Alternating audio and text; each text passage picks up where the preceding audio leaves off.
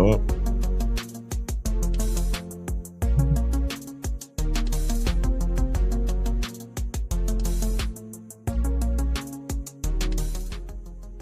Hello, you beautiful nerds. Welcome to the Drunk Banthas podcast, where we talk about sci-fi, fantasy, horror, and all the popular art that we love. Also, we do it drunk. Just a little bit. Mostly drunk. Mostly a little bit drunk. Always encouraged, but never mandatory. I am Jedi Master Grayson. I am here, as always, with my co-host and brother Bill. How you doing? I'm doing good, man. I'm doing great. How are you doing?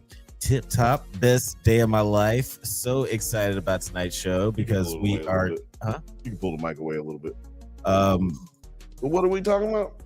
We are talking about Alien Earth, Foundation, Peacemaker, and some comic books and revival. And as always, we're talking shit. But talking shit is always better with friends. He is practically family. But y'all just hate him because he's light skinned. Krish, what is going on? Not much. How are you guys doing? We're doing great. Tip top. How are you doing? I'm good. You know what show I've been doing in like my downtime, not paying attention show? The League. The League. I've been rewatching it, and goddamn, I forget how funny that show is. The League. Yeah, I do remember really enjoying the first couple seasons of that one. Pretty much what introduced me to Jason Mantzoukas. Exactly. It's Jason Jason the episode I was just watching. I laughed harder than I've laughed, and I'd say 2 weeks minimum at Rafi quote when they're all getting ready to go to bed, and Rafi just goes, "Hey, do you want a hot mouth of not milk?"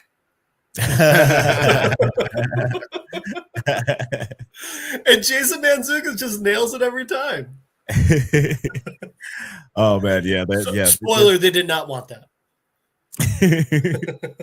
There's a couple of great quotes from that show. Spoiler. Yes, spoiler. There's some good lines. Good lines. I want to remind you guys to like and subscribe. It's not required, but if you don't, you will not be invited to the cookout. I also want to remind you to tune into the Bantha Bunch show every Thursday at 7 p.m. hosted by your favorite cousin Bill. What are you guys going to be talking about this Thursday? Oh, wait.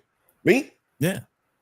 Oh, man, let me tell you something. I actually have something to talk about. You know what? Actually, you know what, Alex? I need some music, man. Oh, you need to set the mood a little bit. Yeah, see, I got to set the mood. Okay. I actually know what I'm talking about this week. We are going to be talking about the Netflix documentary. I can't remember the name of it, but it is the one about The Biggest Loser. Oh, my God. Oh, I do remember seeing the trailers for that. Biggest Loser. Yeah. Check it out. That's on Max, right? It's on Netflix. Okay. As I just stated earlier, Alex, please like and subscribe so that you don't forget like Alex just did. You see, you like and subscribe. Because if you don't, you might forget. Exactly. Yeah, check it out this Thursday. Check it out. Check out the documentary series on Netflix. Yeah, watch it before you come over. Yeah. Or don't. It's funny. It's funnier if you don't. And also, let me just go ahead and hit this promo real quick before we get into our first of the night. Oh, which one? After these messages, we'll be right back. Have you ever watched a movie from your childhood and thought it doesn't quite hold up like you remember? Well, then you would enjoy our bi-weekly series, Does It Hold Up? Where we revisit classic genre films with a special guest to help us determine if it is as good or as bad as we remember. It's a whole lot of fun, so you should check it out. Please check out the Drunk Bantha channel. They clearly are ready for being seen at a higher level. Back to the show. Yeah, boy. So yeah, check out the Does It Hold Up episodes on the Drunk Banthas channel, and also make sure you go over and show some support at the Drunk Banthas Does It Hold Up channel. And speaking of channel, right now you're probably watching from the Drunk Banthas channel, and you're probably watching from the NerdsatNite channel, but also now we have a Drunk Banthas podcast channel. That's where the live will be going live from now on, but we will be going for like 20 minutes on Nerds at Night and Drunk Banthas for like maybe another 2 weeks. Maybe we go over into September. And this means for the members of Drunk Banthas channel, you get more freed up. You get more stuff that's just straight up for you and not cluttered with the lives popping up in your feed that aren't actually tailored to you, right? And then also on Nerds at Night, go over to the Drunk Banthas podcast and like and subscribe. Yeah, just like and subscribe on everything. Yeah, please just help us out. This is the best way to help us out. It's free. You know, if you want to pay 99 cents for early stuff, please do. But please just like, subscribe, and on Twitter, hit that retweet button. Yeah, you know, just fucking do it. Just fucking do it. Laura, we're not going to be on Nerds at Night in a few weeks. So go over to the Drunk Banthas podcast. Go over to the Drunk Banthas podcast channel and like and subscribe. I mean, just subscribe if you don't want to like. Just put us in your life. Make sure you go over there. It won't be on Nerds at Night anymore. I can't repeat it enough. Maybe I should put it in the crawl. You know? Yeah, maybe. And the video description if you guys want to check that out. Exactly. We have to talk about, so let's go ahead and move into Jeff's comic book corner. Jeff, what are you guys gonna be? I mean, what are you talking about? Thank you. I didn't do one.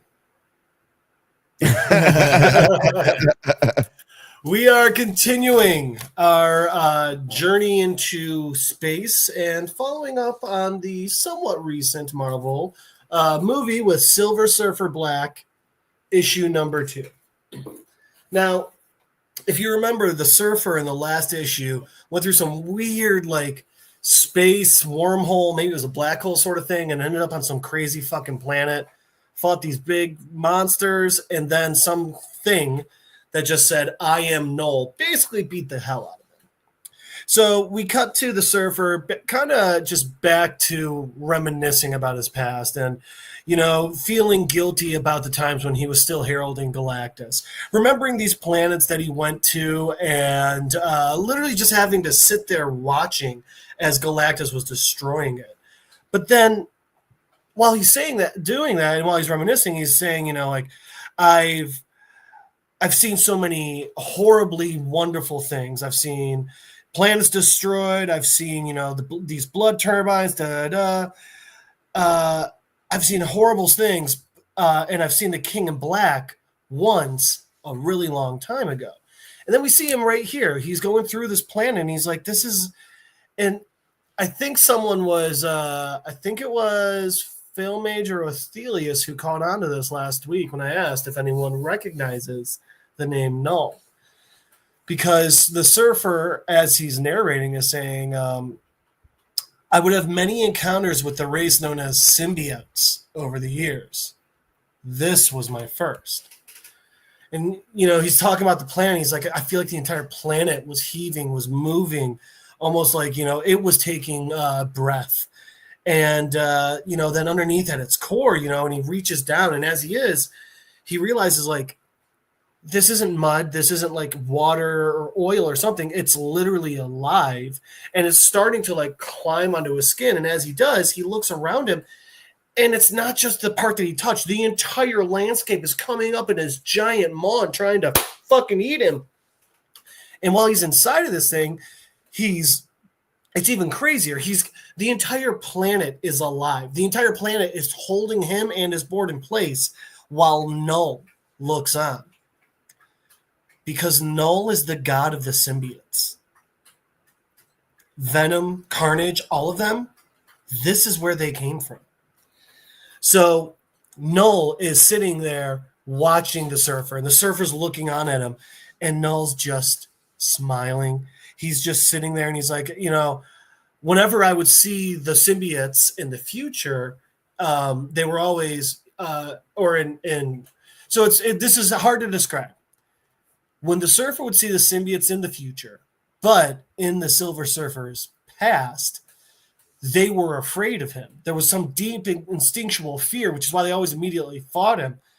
And it's because of this, because that weird tunnel that he went through took him back in time. This is him before he ever existed, fighting an entire planet of symbiotes. And that's what he's doing here. He's busting out, trying to ride the power cosmic to get out of this thing. And we see these amazing giant full-page images. Him throwing the power cosmic down while Null's trying to come at him with his sword. And in that, and in it, it says, now, the dawn of time.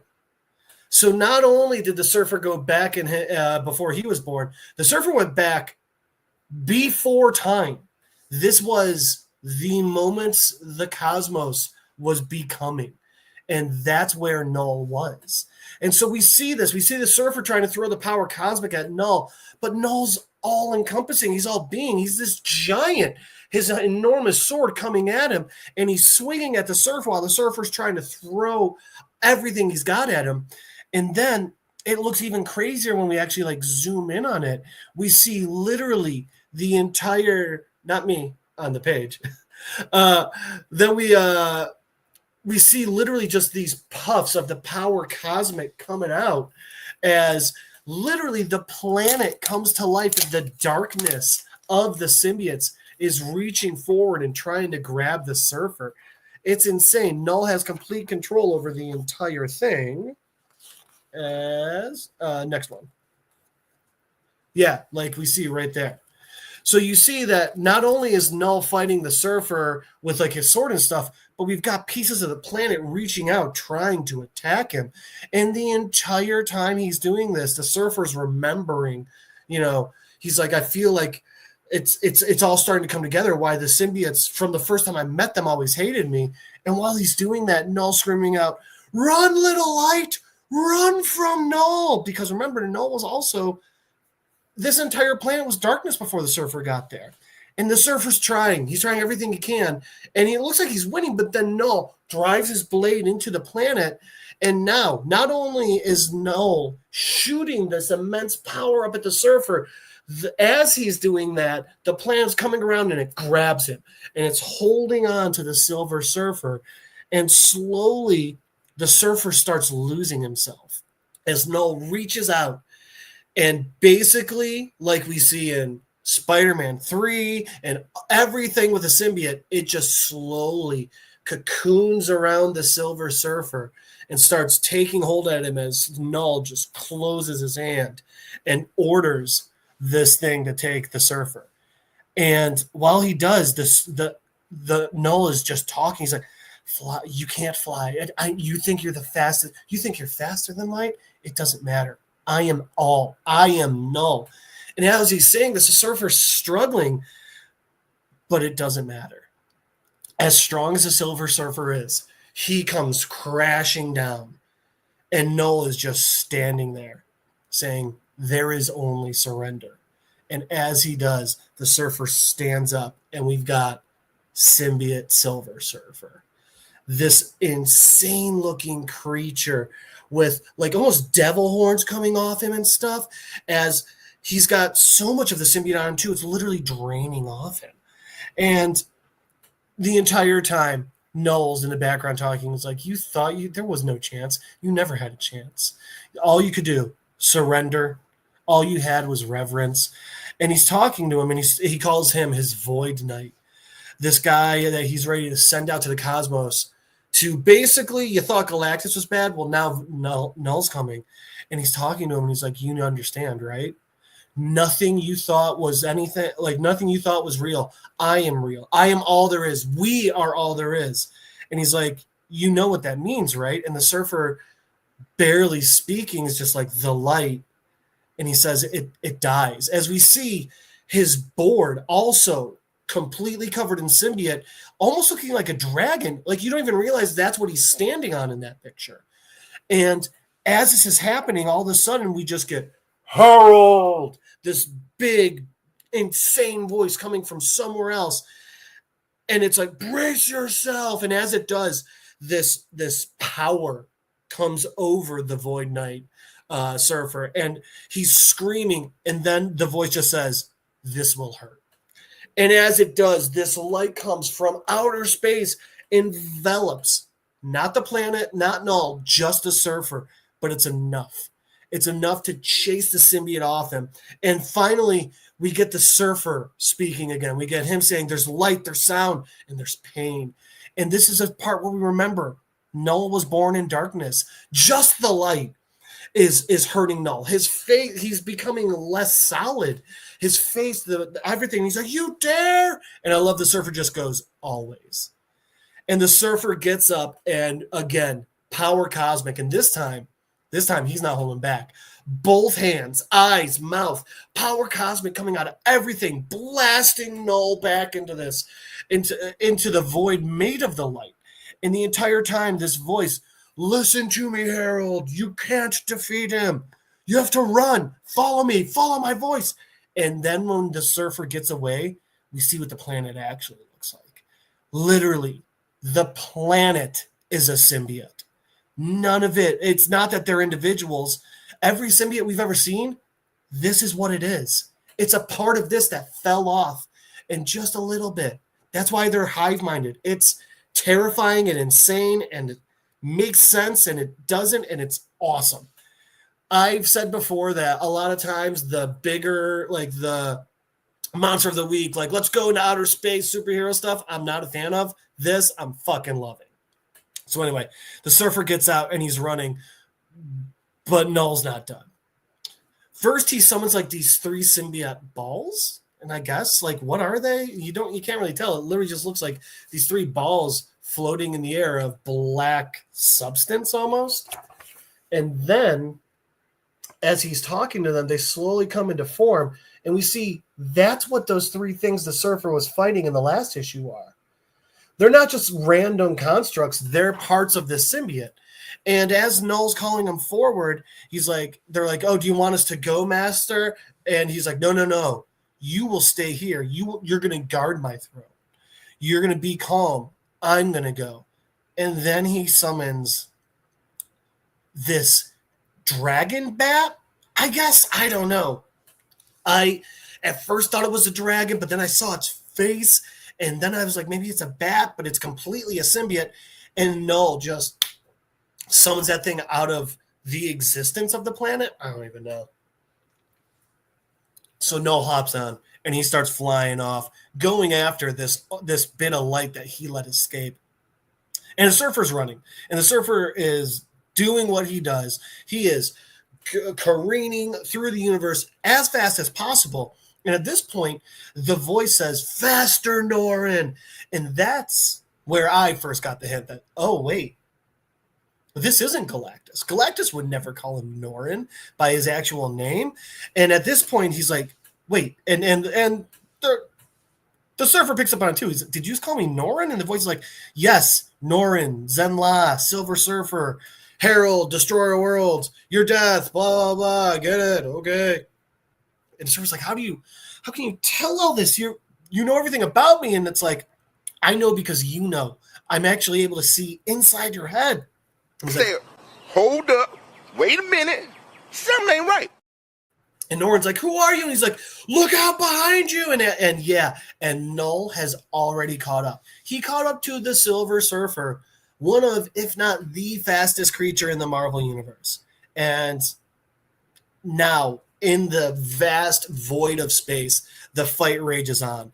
The bat dragon bites at him, knocks Norrin off of his board, and Norrin falling backwards. He's pulling in the power cosmic, but now we see whatever was going on with his hand. It's still there, and it's spreading, and we see it almost looks like it's forming a wormhole inside of his hand. And there's this power, and I mean, just shoot the damn thing. But no, Norrin's holding on, literally growing this power until the dragon is literally about to close its jaws on him. And then he unleashes his attack. And this is a fucking attack. Not only does he blow the hell out of this thing, not only does he knock Null flying off it, it took me a couple of read-throughs to realize he hits it so hard, he's on the other fucking side. That's him in the board all the way through. They didn't just blast this thing, they blasted through it and kept fucking going. So They blast through this bat dragon and murder the shit out of it, which I gotta say, good call. Seems like the right call. But I mean, that's not, Null's fine. I mean, he's not riding his bat dragon anymore, but he's not dead even a little bit. He's angry and he's falling, but whatever.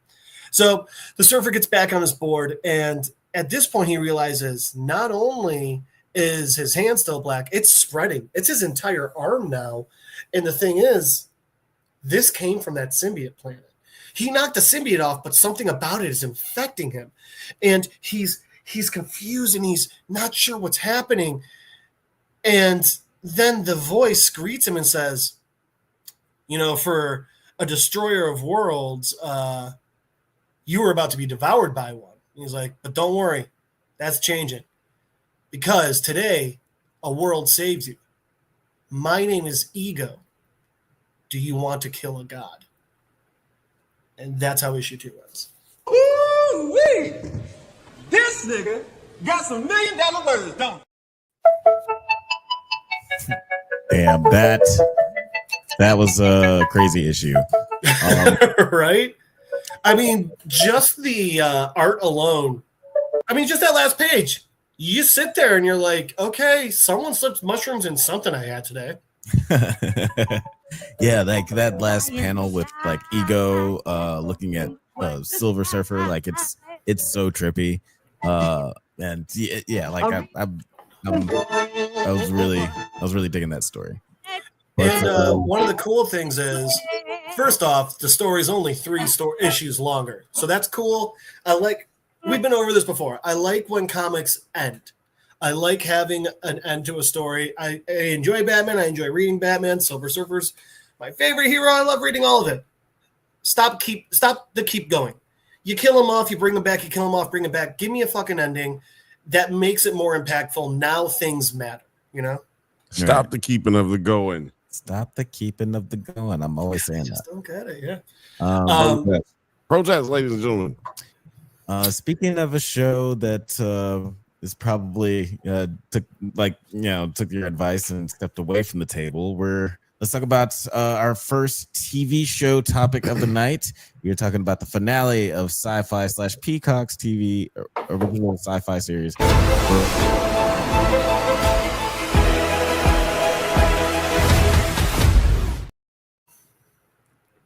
Revival. Yo, when will the standalone comic book corner start? Soon.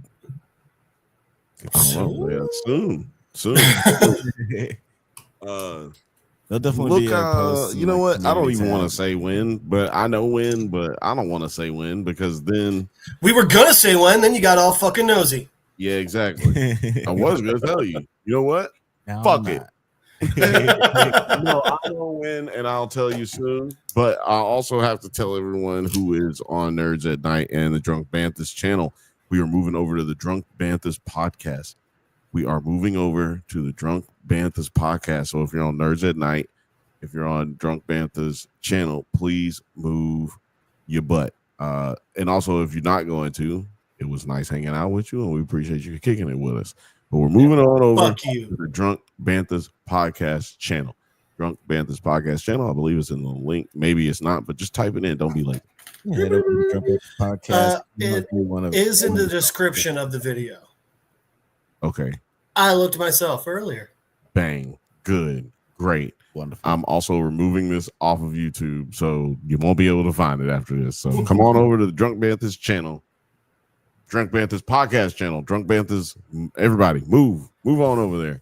And right now, you can't get on Nerds at Night. And right now, you can't get on the Drunk Banthas channel. But yeah, Revival episode 10, Rend the Veil.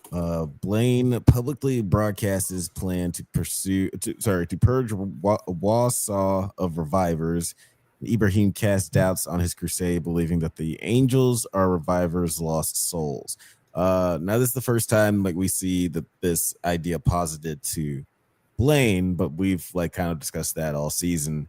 What did you guys think of just this opening and this debate between Ibrahim and Blaine? How we got this thing kind of popped off, Jeff?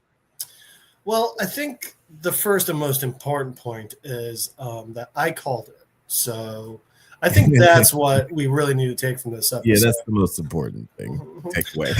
No, but it was just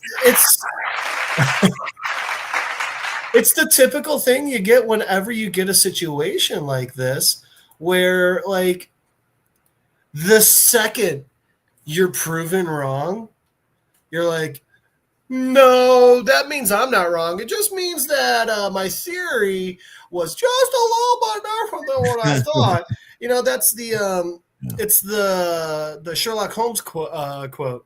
Now you're tailoring facts to fit your theory instead of what you should be doing, which is tailoring theories to fit your facts. Yeah. Also, the entire time, I don't remember if it was right at the beginning or a little bit into it, but what's the broken arm bitch's guy's name? I don't remember. Broken arm bitches guys. The guy that kidnapped M, he's got the broken arm. One of Blaine's guys.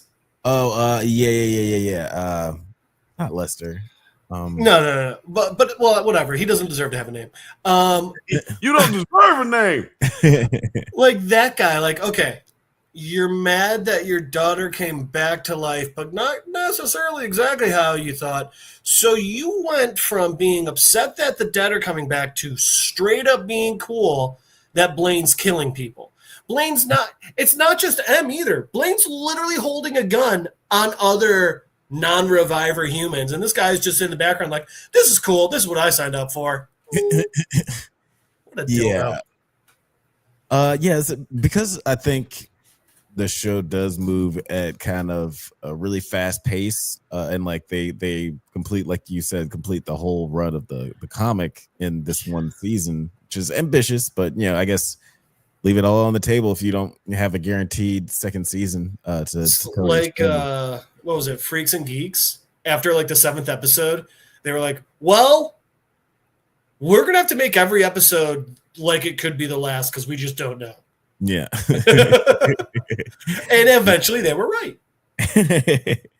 So yeah, they made the right decision. And to take his theories even further, or to call bullshit on the fact that M has healing powers, Blaine shoots Wayne. We get this very good shot. Blaine shoots Wayne. This was a moment, was pretty emotional, but Bill, did you think for a moment that Wayne was actually going to die, or did you think that M was going to save? No, nigga, it's not that kind of show. I thought that Wayne was going to be just fine. M was going to save her, and save him. Mm-hmm. But I was not expecting this nigga to just let off and shoot the sheriff Right. stomach. Yeah, He shoot him he could have shot him in the leg. Oh, okay, boom. I'm gonna heal your leg. Mm-hmm. He had to get shot with a mortal wound. This doesn't make much sense. I don't know, but I was like, yeah, he's definitely not gonna die. Well, I think that does make sense. I mean, like, if it's not life or death, and you have healing powers that you're trying to hide, yeah, okay, I'll hide them. Right. Also, you just reminded me of one of my favorite parts from one of the funniest movies ever, Blue Streak. When he's pretending to be undercover, he's like, shoot him. And he just goes, oh, bet. And shoots him right in the fucking arm. And he's like, I meant kill him. You didn't say that. It's like, no, I shot him. I did exactly what you told me. That's on you, sir. But that was a shocking moment, but he does come back to life, which wasn't shocking. We'll get into that a little bit more later. But then Lester brings him to an old water mill and confesses that he and Aaron killed Rose as part of a ritual sacrifice to activate more creeks' healing properties to extend their lifespans and cure Netheria's cancer. This was fucking crazy. Because I was just kind of curious. Like, this is a very convoluted experiment that I guess you could call it, that they're convoluted experiment.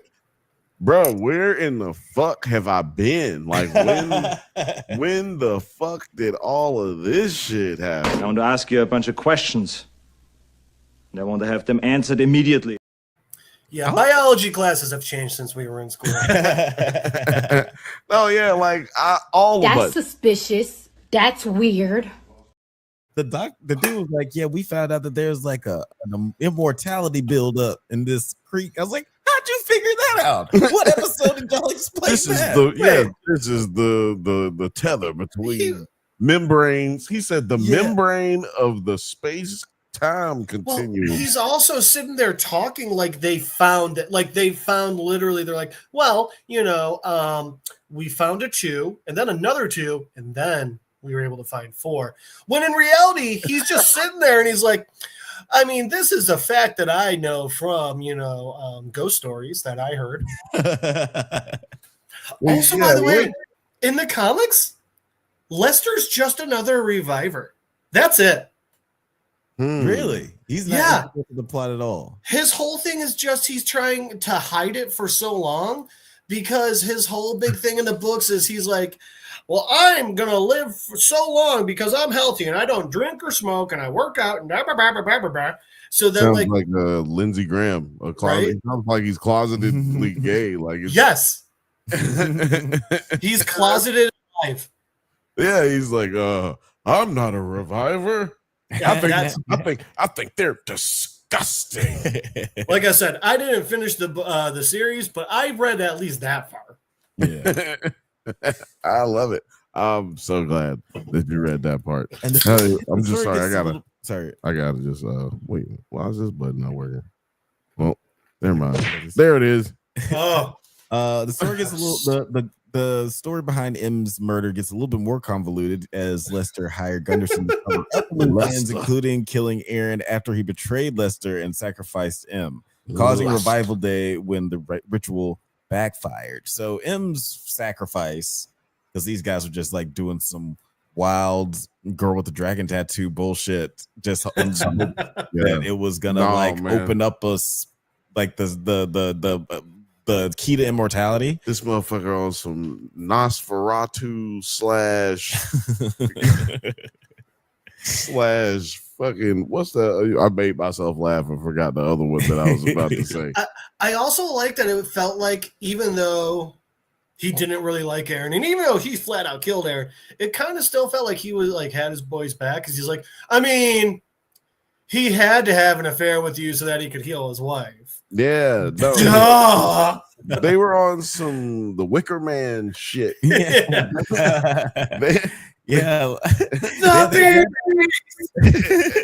It's like they read a really fucked up book from the 1700s and they're like, oh, this is an excuse to everything, like for everything we want to do that's terrible. Yeah, my mom said I was meant to do this. How about how Dana found out?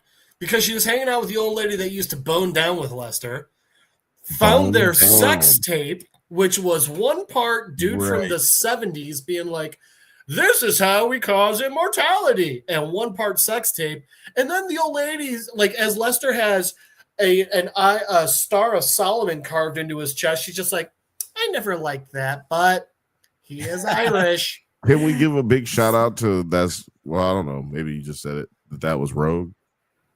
Oh, from the 97 animated series. Oh, it was? That was the original Rogue. That's rad. I did not know that. I only knew it because I've seen her on Instagram enough times. And then when she did that voice, I was like, oh, I gotta say, I think Gambit was a better match. But I just love I hate that thing on him, but he's Irish. Yeah, I was like, is that racist? It's carved into his skin, woman. Yeah. He's Irish the same way the vampire from Sinners was. It's not Celtic, am I wrong? Like, no. Yeah, he probably told her that, and she's like, okay. I'm pretty sure it's a Star of Solomon, and correct me if I'm wrong, but isn't Solomon one of the like Jewish kings, the wise Solomon from the first 5 books of the Bible? Yes. Yeah. Not getting too further into it. That's absolutely correct. And then Lester has M reunite with her captive soul and attempts to complete the ritual as Dana arrives. Which you can tell is special because this one's purple. Yeah. Which I don't know. I liked the color of the design of the other one, but I would have just liked it if all of them, if they weren't every single one yellow except for hers. Can I play this real quick? No, but thank you for asking. Audio for this? Okay, yeah. The audio I think is gonna play. Hold on. Oh wait. Sorry. I have to. Oh man, it's not doing it right now. Sorry. Well, oh no problem. But yeah, then M goes full on Kano and rips out dude's heart, but then later dies in in Dana's arms. It seems like this process of all this is just like very different visually than like what we've seen the interactions with the souls and their revivers in the past. Yeah. This, like, for me, it felt kind of like it was just like contrived for the visual storytelling they wanted to do for this scene, and also have Lester be a peril. So it just seemed like they just kind of put shit together at the end. I don't know if you felt that way. You can go ahead, Jeff, and then I'm gonna play the audio. No, I was just gonna say I did also get that feeling.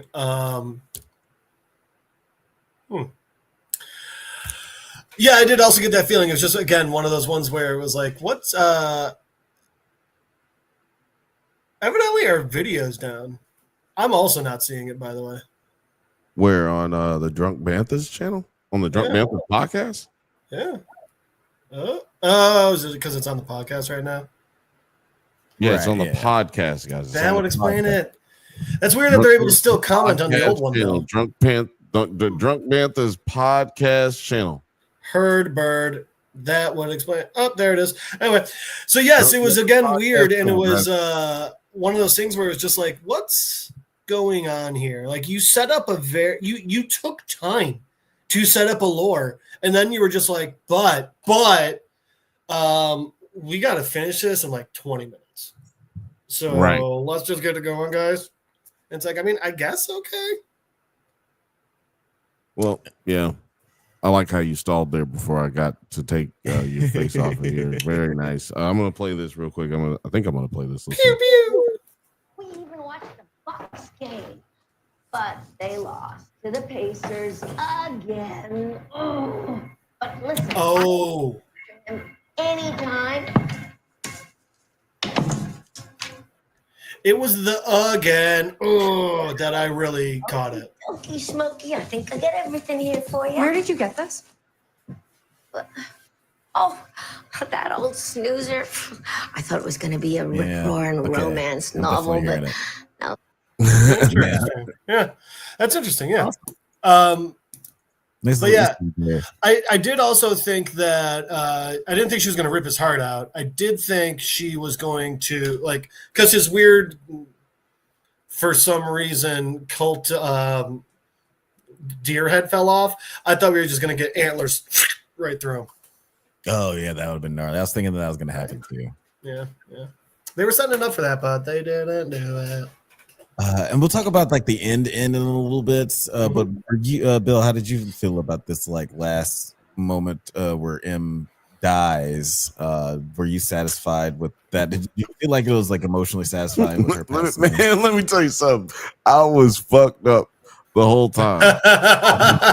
The half-naked white man running around doing freaky shit. Like, did we run into like a sex cult, like True Detective sex cult thing, or did we run into just like a mystic scientist type weird Dr. Kevorkian type shit? Like, oh, we'll just pick the people who are dealing with the worst shit in their lives and we'll kill them. And whoever has the worst shit in them, oh, will be the one. Yeah.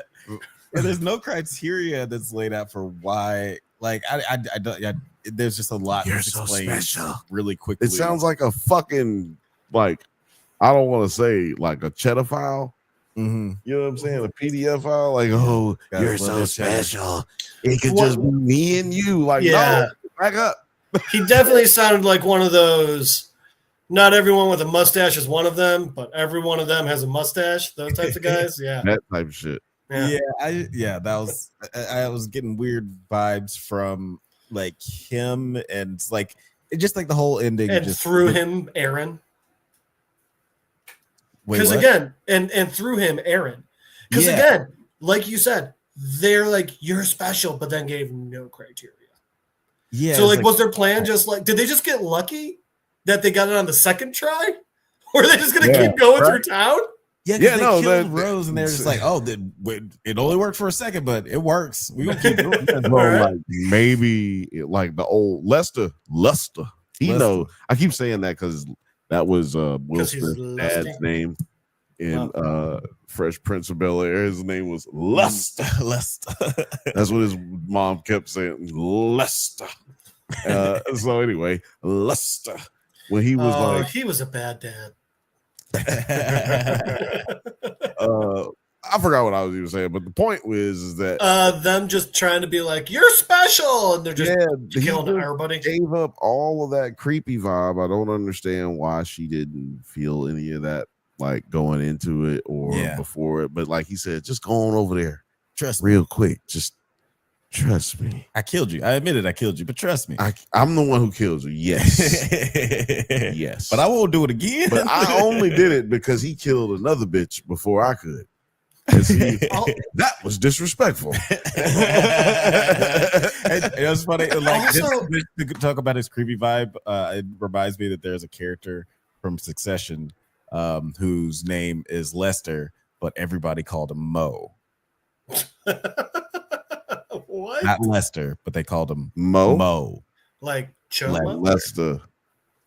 Mo. He was a very creepy man. Hold on. I think I got one for that one.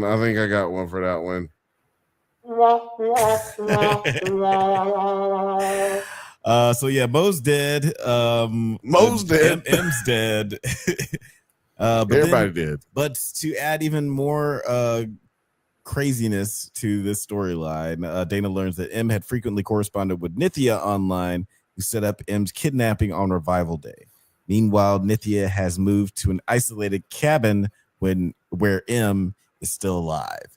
Now, but it also looks like an isolated cabin. Like when you see those, like, hey, you can buy this house on this island in Norway for $100,000, and it's like, right? There's no. It's like 20 square feet, and there's no grocery store. How am I supposed to live? It's like, where am I supposed to go? Right? It's like a resort across the island, like this fucking White Lotus or some such shit. Like you're gonna be without any resources. And the design of the cabin was giving off some hardcore Midsummer vibes. Midsummer Night's Dream? Yeah. No, the movie with Florence Pugh. Not as romantic. Still romantic, just not as. Yeah, just not quite. So yeah, what did you guys think of this ending with the apparently it was Agatha all along with fucking yeah. Okay, Lithia. Don't get it. Lost. Don't understand. Missed that episode. Don't know who that is. You know who else missed that episode? The showrunners. Oh, good, because I'm so lost when it comes to this bitch. Who is this bitch, man? I do remember there's her. 2 bitches at the end. One of them I've seen the whole show. Another one, the one Dana's talking to is the roommate. Right? Yeah, I knew that. The one that's in the cabin with them is Aaron's cancer wife. Who, from what I took from it, who was Aaron? Aaron is the teacher that she was boning that killed her, that then Lester shot. You remember the episode where... he was the nigga. Yeah. He's the one who's picking up. So this is what the reason Aaron did everything was because Lester promised him that by doing this and killing these girls will fountain of youth your wife it back to health. So what I took from the end of it was his wife, the part we weren't supposed to, in the big at the end, was the wife was in on it. So at the end, after Aaron was dead and after everyone else is dead, no one would think that the cancer patient is the one who's doing anything. So she took him to wherever so she can continue to heal and basically live for as long as she fucking wants. Oh, yeah. And but why was she in the treatment? Like, why was Why don't we see her go into the treatment center? Got to keep up appearances. And Okay. think about it. It wasn't until M was dead that they were allowed to leave the town.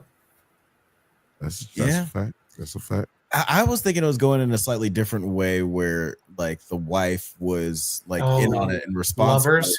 And Nithya was like in on it and responsible. And like she's the one who like was maybe on some message board and told her to go to the bridge. But like now M is actually dead. But it's like now Nithya is like implicated in the murder. She has to go to jail now too. I was like, oh, now they're gonna have to take this cancer-ridden patient off to jail for like, you know, conspiracy or whatever. I could see that. But now like it's even stranger. Like, I don't know, are they gonna just continue scientific experiments in this isolated shack? Because they don't, again, we haven't figured out how this fucking science magic works. I think if M spits on you, you're healed. Science. Oh, so yeah. So Nithya is just in there like spit in my mouth, and I'm like, boom. Okay. Yeah, I guess they're just gonna work it out. They're gonna. No, we're gonna work. Do you think it this out. makes room for season 2, or you think that this is the end? Oh yeah, that's the entire reason why they did it. Right. I really hope. Well, the thing is, do you? The question more so is, do you think there's gonna be a second season? No. I don't think there is going to be. I don't think that this show like moved the needle like that to where it's going to warrant a second season. But also, I don't know. Some shows are on like their like Gilded Age is on. It's Oh like my fourth fucking season. god! And Who's I've watching never- that? Put it in the chat. Are you watching Gilded Age? I need to fucking know who to fucking trust in life. That would be my older sister. So the entire show on IMDb has a 6.9. No episode got above a 7.2, and it ended on a 7.2 when its highest rated was 8.4. I don't know, like that doesn't point to anything bad, but it doesn't point to anything overwhelming enough that I think they would redo it, or re-sign it.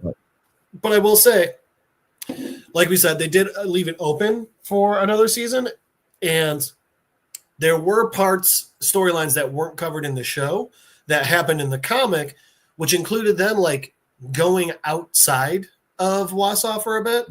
And the other thing to remember is the military's got one of the angels now. Yeah, they still have that. Which as soon as like she captured that, I was like, oh, I guess they are kind of setting this up for a second season. But yeah, I don't know. You didn't see that coming? I'd be very satisfied if that's where they leave it. But guys, let us know in the comments what you think. Like if you think that there's gonna be a second season, would you be excited to see a second season, or are you happy stepping away from the table? What does this look like on camera? The only other thing I'll say about it looks like you're juggling balls. So at the end, when Dana gets finds M's book and is reading that poem, I'm 87% certain that's the poem that opens up the comic.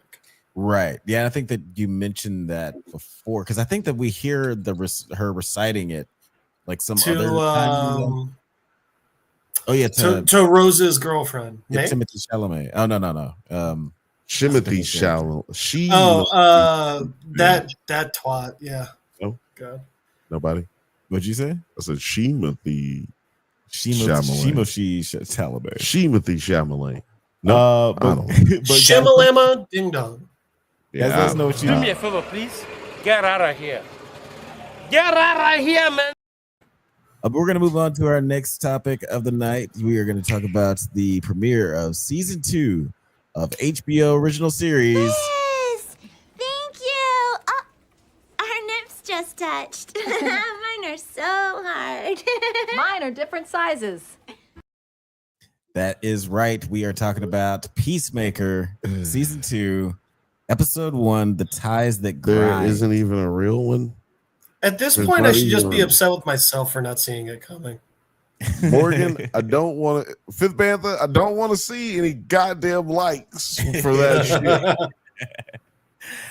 But yeah, Peacemaker season 2. I was highly anticipated. Fifth Bantha, it's all for you, bro. Highly anticipated second season, especially like how well received the first season was, and this is on a post Superman world. That's a crazy poster. I mean, like background thumbnail thing. Yeah, it's crazy. But yeah, guys, just like initial thoughts on this episode. Reintroduction to Chris Smith. Jeff, what did you think? It's Peacemaker. I fucking loved it. It didn't hit as hard as the first episode of the first season did for me, but I understand why. They're also trying to pick up from where they left off. I liked how they changed up certain things from last season. I will say I have some theories on it as well. And I don't know. I think this is a natural progression for the story. I still think it was funny. I still laughed. There's still a stupid amount of action. And I'm just crazy excited. Jennifer Howland, I believe. Yeah. Still in love with her and still hate James Gunn for marrying her. Yeah. I'm so excited for this show. And I don't know how many episodes they have planned, but please double it. Double. Bill, I'm curious what you thought. Of course, just like how nosy motherfucker. Because one of the first things that we see in like the previously on Peacemaker is that some of the things that were in the previously on didn't actually happen, and they changed some things around a little bit. What did you think of this like retcon of the Justice? Instead of having the Justice League come in at the end of season 1, it was actually the Justice Gang. Well, I mean, did they do some of it though? They did this scene, but it was instead of the Justice Gang with Mr. Terrific and Hawkgirl, it was Aquaman and like silhouettes of Superman and Flash and Batman. I think and Wonder Woman. Huh? And Wonder Woman, yeah. Yeah, I think Ezra Miller and Jason Momoa were the only ones there, and they just had like silhouettes. The 2 people who they knew for a fact they weren't going to have in the movie. Absolute people. Yeah, you know what? Didn't notice it. Who cares? I feel like it's that big a deal. Yeah, no, I'm just saying, didn't notice it. So, great job. Great job. Everybody did great. Love everybody. Just a good little golf right there. Everybody. It is just kind of a throwaway joke. I haven't seen like what people's reactions have been to it. I just assume people would be really mad about them just changing it. But it's a throwaway joke at the end of the season anyway. It's kind of a scene I probably would have forgotten if it wasn't something that they had to just change to make universe work. It sounds like about that. There's somebody ringing at the doorbell. He's a philosopher of the barbecue variety. What's up, man? Good. I was cracking up earlier when Jeff was like, "Looks like you're juggling balls." Thank you. Yes. Yeah. I was expecting no one to say anything. It'd be uncomfortable, but you asked. No, shout out to Jeff. Hey, thank you, sir. Thank you. And now since you're jumping in the conversation, I'm just curious, we were talking about the retcon of the Justice Gang versus Justice League. Do you think that this is all we're going to see like this and we get a little bit of a cameo later? You think that's all we're getting of the Justice Gang just to weave things in? Or you think that, we're going to get Guy and Hawkgirl in another episode this season? I think we can get a couple more references. I don't know if they're going to play a big part in it, but since it is going to be like that dimensional rift opening up, I see how that's like a Justice Gang event if that like goes awry. But I do like the retcon because I don't think you need to spend that much time in the story trying to like explain everything, or else it'll become like a huge mess and people are like, oh, what the fuck? But they're just like, nope, we're just going to gaslight you. Well, it didn't happen. Well, there's 2 ways it might not be a retcon. Mm-hmm. One, how do we know that's the Earth how do we know that's the Earth we were watching last season? How do we know that wasn't good Peacemakers, happy Peacemakers Earth? Earth 2, I guess is what James Gunn called it. Okay. And that was there 2? Yep. Maxwell Lord one of the strongest and most dangerous metahumans in DC. His power is extreme mind control to the point where he controlled Superman's brain. Oh, God. Okay. So maybe he wiped people's memories and changed it to the Justice Game. Wasn't Pedro Pascal also Maxwell Lord? And I was very upset with that. We actually haven't talked since then, me and him. Stop answering his phone calls. And things are already probably just doesn't care about me, but I feel like he cares about everyone. And this seems like the season's already going to get pretty crazy. There's going to be a lot to introduce.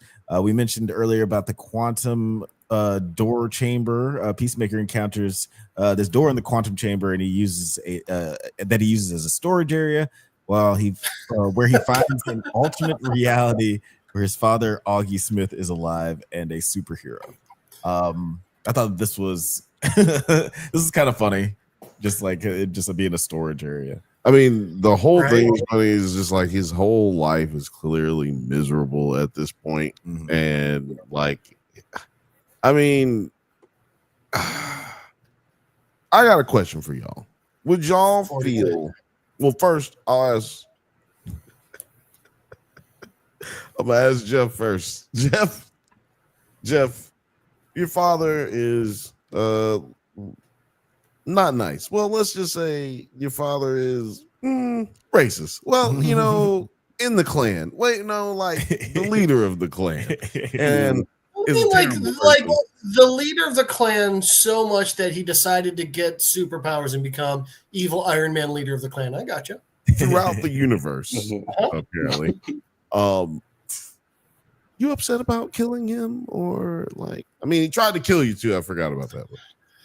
I guess it depends. Did I lend him money? Did I not get that back? And how much money was it? Did I lend him my car keys and now I just can't find them? Like things like that, I would absolutely get upset about. They matter. So the interesting thing is obvious. I feel my answer is no, but then I feel like I would still end up having some sort of breakdown. Like, well, no, I wouldn't, because unlike Chris, I go to therapy, so it helps. But there you go. That's right. That changes. The part that I found interesting was like when he freaked the fuck out when he saw not dead dad, and it was like and runs out, and I just remember thinking to myself like, didn't you end last season seeing him sitting next to you? Like, why does actually seeing him freak you out? Why aren't you just immediately assuming, oh, hallucinating again? Yeah, like I don't. I do, however. You were about to say something. You were about to say something. No. He uses a TARDIS to just like store his vacuum. I think that's fucking hilarious. Yeah, I did think that this was pretty interesting, and like that, like just to talk about your question. I think that he does recognize that this is fundamentally a different Augie. Like this isn't the guy who was not loving, like not even not loving. He was physically and emotionally abusive, and he was also a racist. So he's just like a piece of shit in every. He was worse than he's from a different. He's from a different generation. Things was different back then. Child fight clubs were legal back then. Yeah, a moment that happens later on in the episode that James Gunn was talking about. That he said that the actor who plays Augie, it's like improvised. That wasn't in the script. It's when Augie's going to bed and he just rubs John Cena on the ear before he goes to bed. It's like, and you can just see how shocked he is by that, because he never gets that kind of affection and love from his dad. He never experienced that his entire life. So this is you expect your dad to be chasing down John Connor. Yeah, no, in the last season he would have been like, that's straight up gay. Like that's how he would have approached that last season. Why is my dad acting like a hobo? Like, but now he's developed from calling bitches sugar tits to now it's a compliment. Now he's just emotional about regular things like a regular person. But Fifth Bantha says, when I saw his dad, my jaw dropped, to be honest. So really? That was my least surprising part. It was shocking for people. I wasn't expecting him to see him first. I was expecting him to see like himself, but I wouldn't expect to see Augie. I was expecting him to see all of them. I did not expect him to see himself in the way he did. I expected. I more thought. I mean, that's getting ahead of us. Anyway, we'll get to that eventually. But I did scream out "fucking Roy" when we saw his brother. Yeah. Roy. Yeah. Yeah, that was a sweet moment, and I love that actor who plays him too. But I do like we also cut 6 months later where Chris is displeased that he has not been taken seriously as a superhero and failed to join the Justice Gang. And then meanwhile, Amelia Harcourt is also on a hard time. She can't find any work due to Amanda Waller blacklisting her from every being a bitch. Or maybe she's just not good enough. Maybe AI is actually getting up out of here. America's getting better. Maybe she's just not qualified, Alex. Mr. President. Thanks. It turns out it's actually somebody else who's blacklisting her. I was like, I don't like her muscles. But I did love this. She's too strong. Oh dang! This gives me nightmares. But I did like this moment just because it felt like it still exists in the Superman universe. Like it just kind of ties everything together with like the language and the how commonplace metahumans are in this world. Nine, what did you think of just this interview with the Justice Gang? It was just that good old fashioned like James Gunn humor, just like well executed, because I think we've seen this bit like 1,000 times where is the mic on? The mic off? But it just lands for some reason. I think everyone was just comedically like timed on point. It was just funny. Yeah. Great scene. Don't know who wrote this scene, but still don't like Guy Gardner's haircut. I could still do without Guy. Still not supposed to. No, I'm just saying they still haven't shown me a reason why we're going with him right now. Like I'm just saying, like I just haven't gotten nothing that goes, I want to see Guy Gardner in this new movie. I can't wait. Well, I will say I really like him. It goes Hal, Guy, John. So I think the thing that helps is, and we know we're going to get John in the show. So I think the point is like, all right, let's get us to the point where we can just knock him the fuck out and move on to one of the best of the Green Lanterns, you know? Kill Guy Gardner, hashtag kill Guy Gardner. Okay. I'm sorry. I'm sorry. That was for me. From what I've been told, yeah, like the show is supposed to be like a True Detective in space with Hal and Jon Stewart. So I would like to see that. It makes sense that was like death was the catalyst. I am all for a Guy Gardner existing within this universe. I'm just curious as to why the other two didn't exist first. That's all. That's all. And it's all good. Fair enough. Hashtag kill Guy Gardner, but don't kill him. Don't kill him. I like at minimum, hashtag buzz Guy Gardner. Somebody. Well, maybe Jon Stewart will be like, get your hair cut. I was just upset that Isabella Merced, I believe that's Hot Girl. She's great in this, but I wish she would have pursued her better superhero role from Madam Web. Yeah. So much. You didn't see that coming? That's where she really had future. So much character in that role. But we mentioned Amanda Waller earlier. She's no longer the Argus director. Now it's Rick Flag Sr. Love that they have Frank Grillo, inexplicably the father of Joel Kinnaman. Doesn't make sense, but hair color doesn't make sense. Age doesn't make sense. He's probably like 7 years older than nigga, Joel a different Kinnaman. race. But he's like probably a foot shorter. Probably. He's distrustful of John Economos' report on Peacemaker, and while Economos and Leota Adebayo are aware that Flag knows that Peacemaker, killed his son Rick. Killed his son Rick Flag. Listening to you say your name. I did like this dynamic of like Rick Flag Sr. Being, by the way, Frank Grillo's hair is fantastic. But I did like his like he grew it himself. Quaff. It just looks insane. It's not. It doesn't look like it should be. He's got a green thumb on his head. But what do you guys think of the storyline of Rick Flag Sr. just like kind of wanting revenge against Peacemaker, and he's just doing it diplomatically, using his diplomatic powers? Kirsch?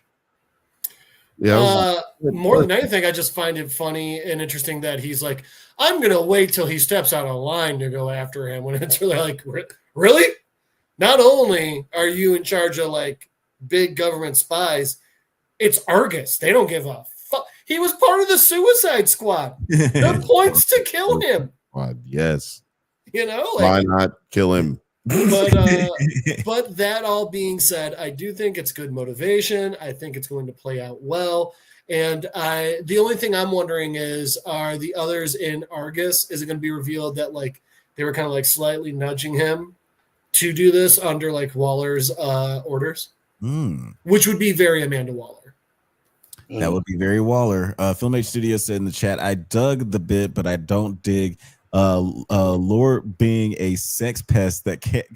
That came to camel toe. The camel toe bit was kind of cringe because he looks and sounds exactly like James Gunn. That was James Gunn have some weird shit that went on. He had some fucked up tweets or some shit. Yeah. And somebody mentioned because that character that crying kind of looked like White Rabbit, who's a villain in DC Comics. So they said that's the point. Hey, villain origin story. Also, I know, I know that all that James Gunn stuff was a long time ago. People say that, but listen, if you called me a nigger 16 years ago, I'm still ready to whoop your ass. So is that what he said? No, not what he said. No, he didn't. But I'm just saying, if you were 16 years ago, I'm whooping your ass. I'm out here. He did that Bill specifically. I was like, hey, Bill, you're no, James know better to do that. We cool. He would not do me like that. And then Chris returns to the alternate reality later on in the episode, like we mentioned, where his brother Keith is shown to also be alive and a superhero. I should have looked this up. His brother Keith is played by the actor who was the deaf tight end in The Replacements. Every time you say brother Keith, I think it's a teacher. I think he was also brother Keith. Please come up to the altar. He was also supposed to marry Pam while working in the warehouse. Wait, Pam from Martin? Oh yeah, he's right. Roy from The Office. That's why I screamed "fucking Roy." Roy. Shit. Yeah. And also, which is even funnier, is that James Gunn used to be married to Jenna Fisher.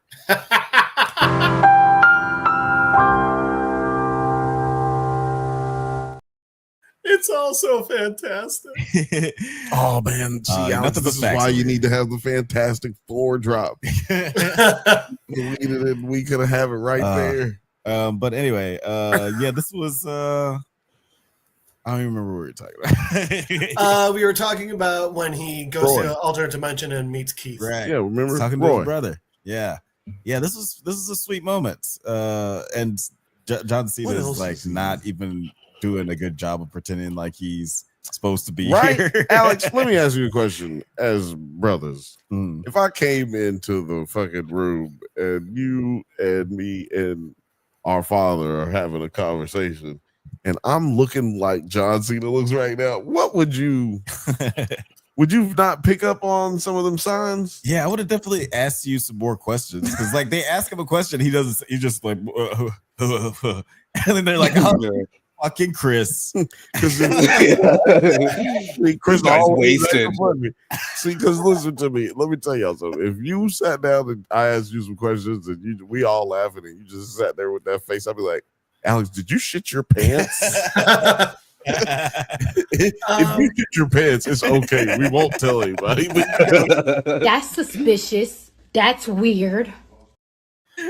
I think we can all also agree that Chris might not have the same amount of IQ points as Alex.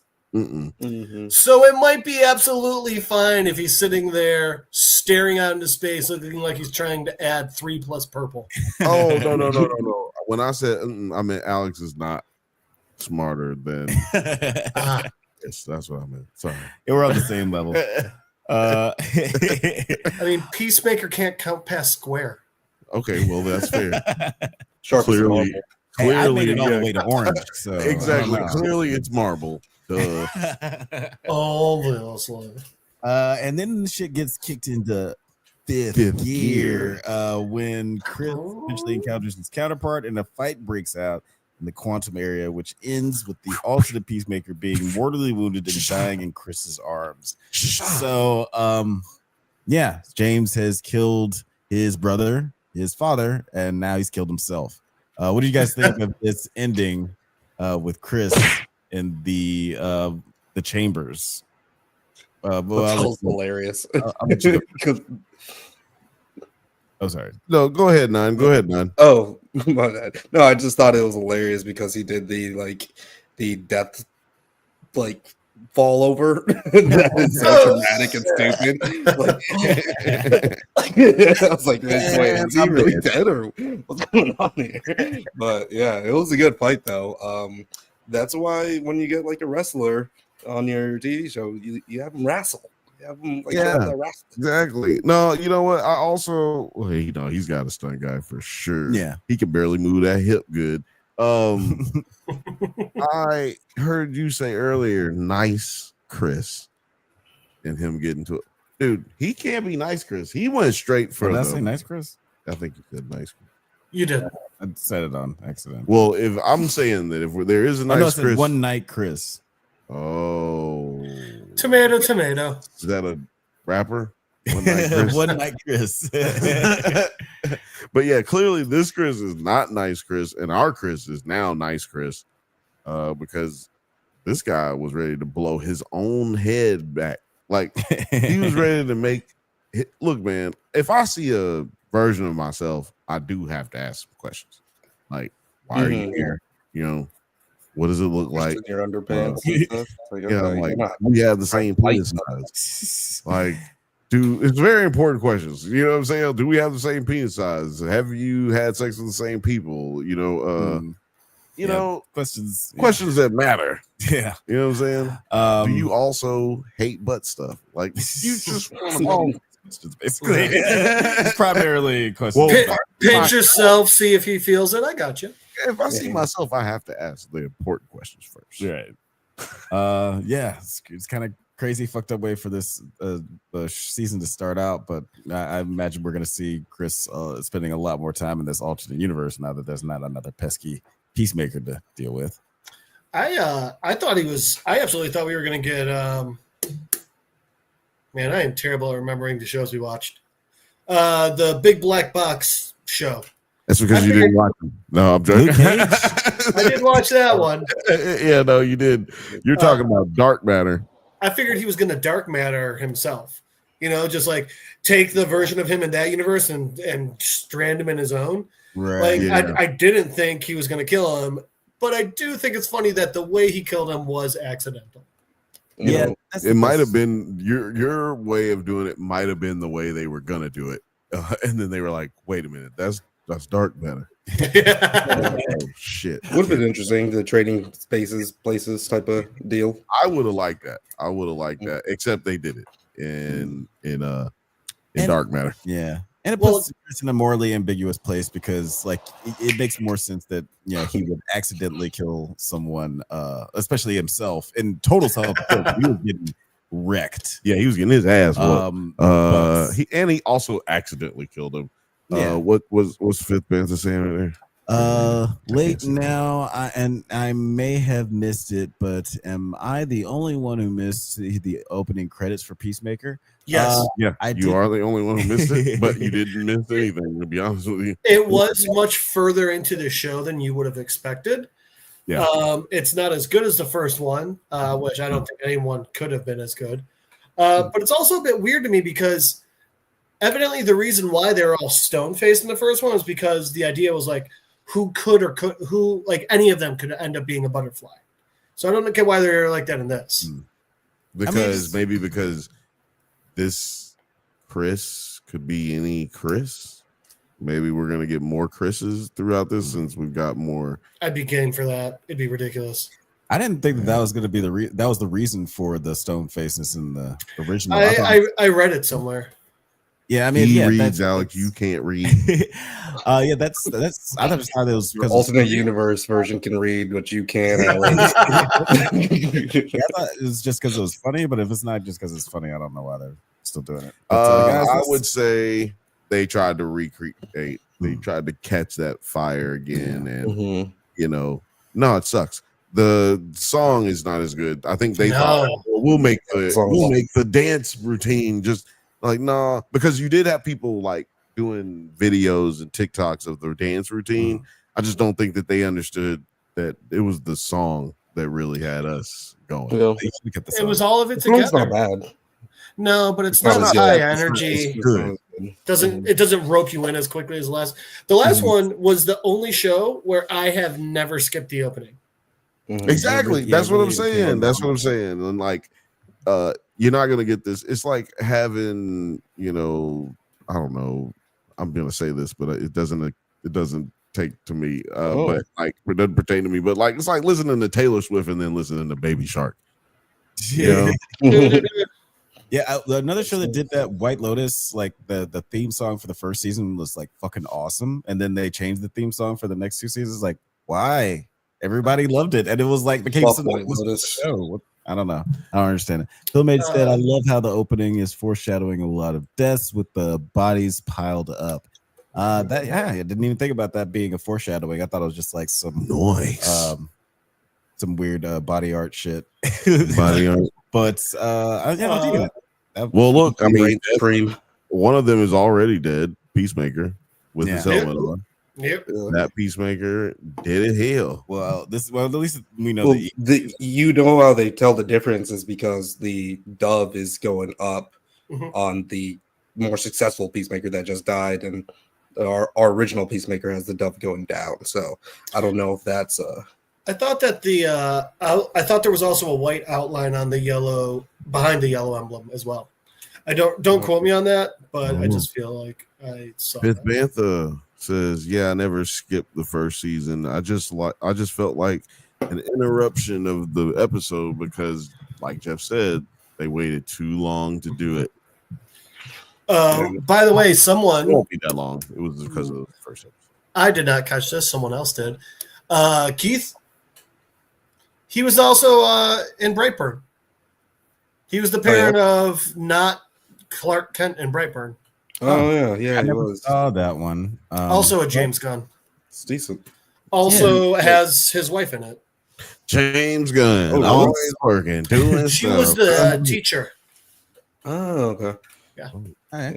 Yeah, I think I was working on Evil Superman stories at that time. I want more Vigilante. I love how stupid that dude is. Oh my god, Yeah, I want Vigilante in every scene. He's so funny, and that actor is so great. Like, we only got a little bit because we're still getting the gang back together, but I'm excited to see them all so interact. much. Yeah. I hate him so much. I hate a lot of these characters on the show. But you can't stop watching. Hopefully they'll bring back old girl's wife on the show. I didn't see her in the opening credits. Me either, but I said hopefully they'll bring her back because I met her at a bar one time, and Felt like they mentioned something about her being. I'm not really a fan, but I told her. Then we hung out for Well, bad news, friend of the show. She is a friend of the show. Love you to death, whatever your name is, because I forgot. But she's in a What do lot you of guys think about the orgy? Oh, that was my favorite scene. That's usually how I get over being personally humiliated too. So you got a rainy day stash. As ridiculous as all of that was, I will say the cinematography, the cut from when he's doing the line to when he sits back and he's in that. I was like, that's fucking good. That's that's well done. And then I was like, oh, there's dicks everywhere. Yes. Then there were. You know what? Fuck it. Let's start this. They start fucking. It was gross. Actually, I do have a clip of the orgy that I blurred out. The thing. It took me so long to fucking blur it out. That's a lot of blurred out. Yeah.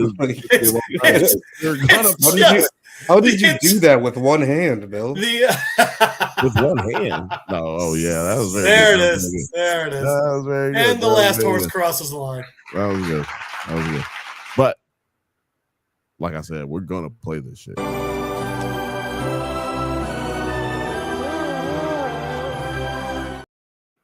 I don't understand why I don't get as upset about that one. Well, guys, let us know what you thought in the comments about Peacemaker. We should move it right along to our next topic. Also, let us know who you guys would love to see cameo in this season.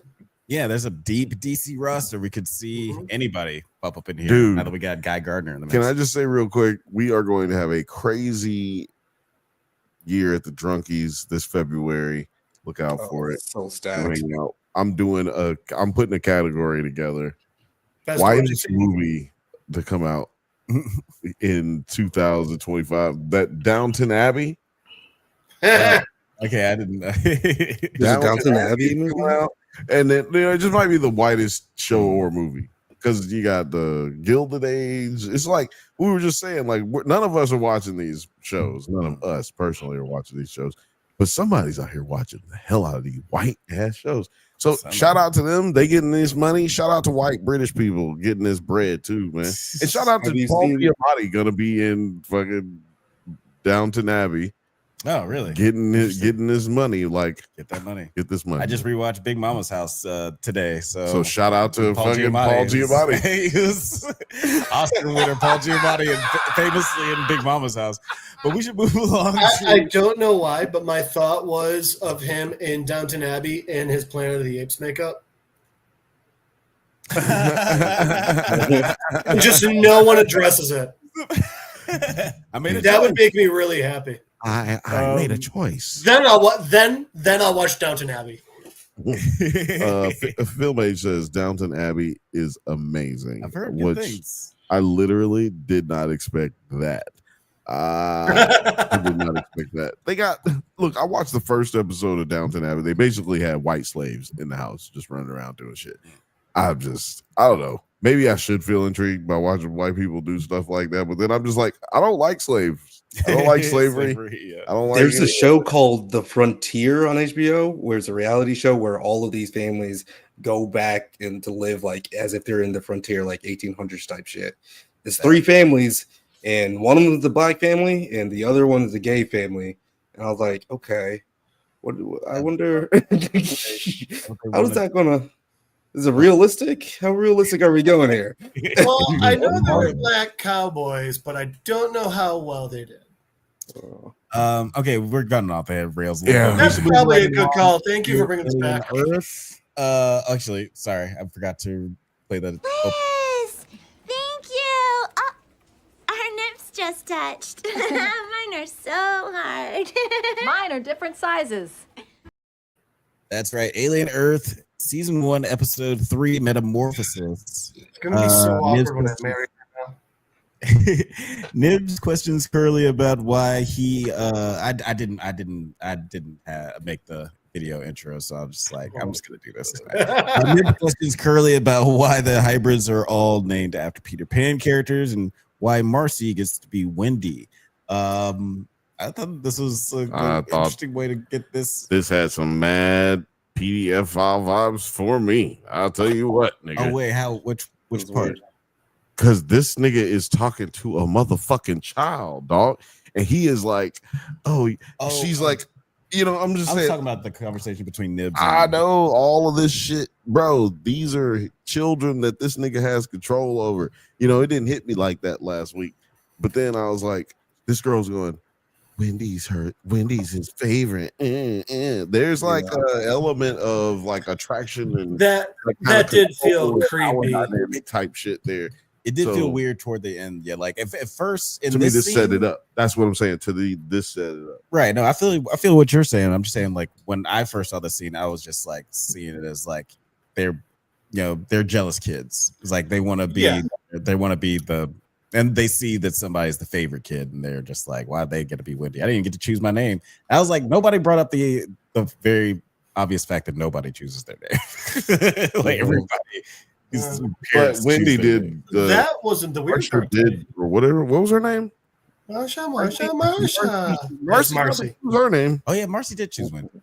What was the weird part? It's weird that they didn't. That is not even a part of it anymore. It's like, oh, she chose her name. Now it's like, oh, that's a great idea, Whitney. Let's make everybody's name one of the Peter Pan characters. I don't know. But the weird part is one of them's named Smee. That's not a Lost Boy. No, that's Captain Hook's right-hand man. That's right. So that tells you that he's gonna be There's the one. so many Lost Boys. Which one's Smee?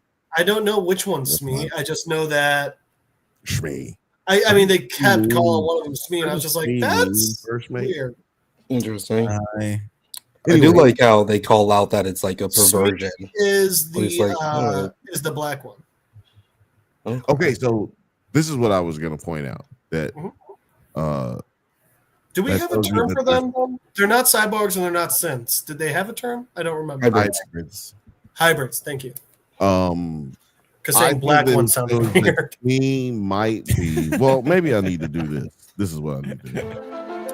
Smee might be the ops. He's probably gonna betray them.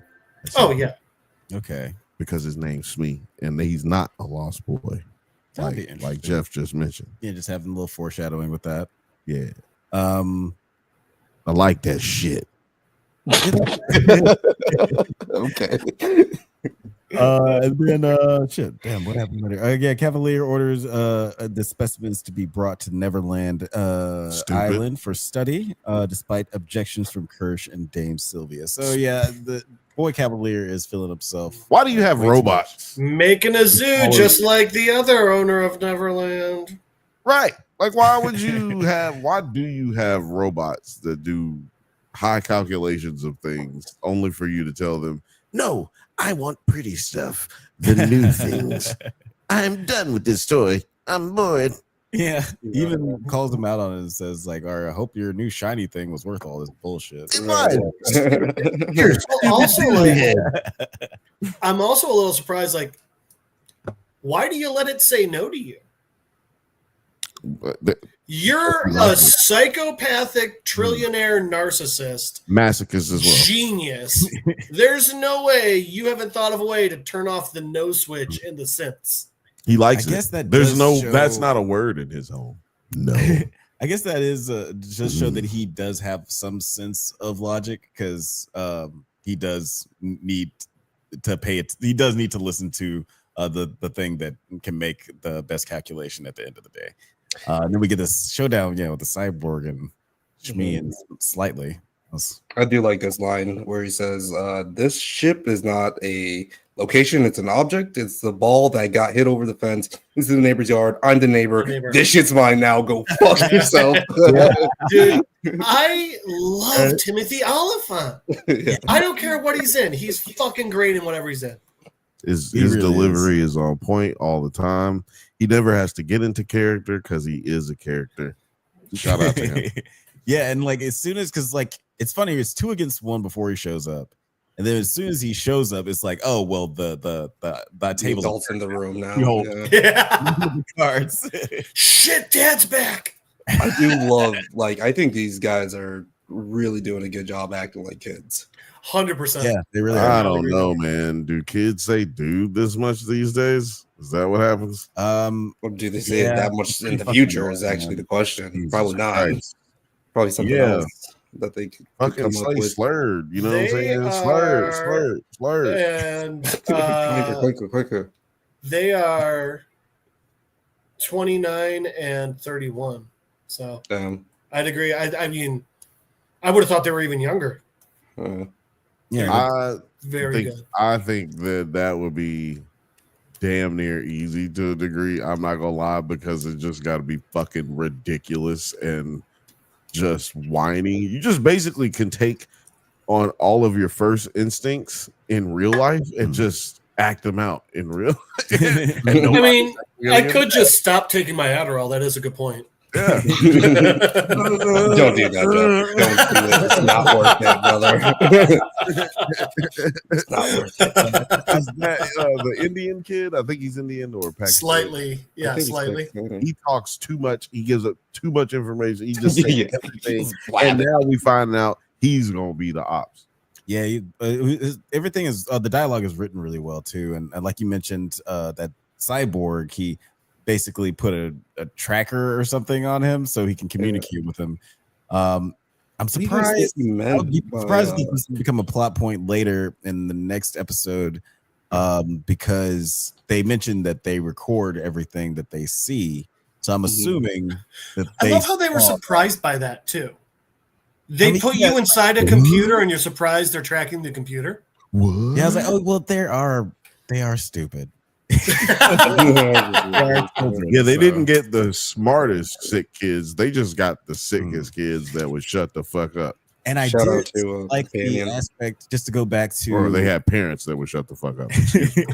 I think it was Curly who was talking about how she was the one who first brought up how like it's not. She's the one trying to take over Wendy's spot. Yeah. Right. And I like the idea that like, we all have the potential to be like really, really smart if we just like actually take advantage of this big brain that we've been given. But nobody's actually doing that shit except for her. So I like that aspect of it. Who was that?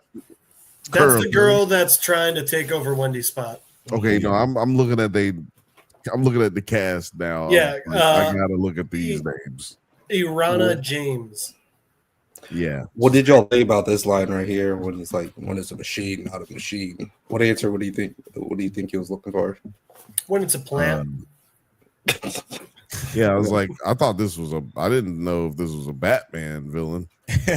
Yeah. This is a machine.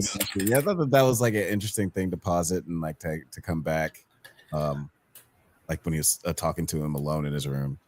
I also felt this was one of those ones where it felt almost like he was more asking himself than asking Slightly. Exactly, that's what I felt. I didn't feel like he was asking him anything really, because he's like already well aware that these guys are about 7.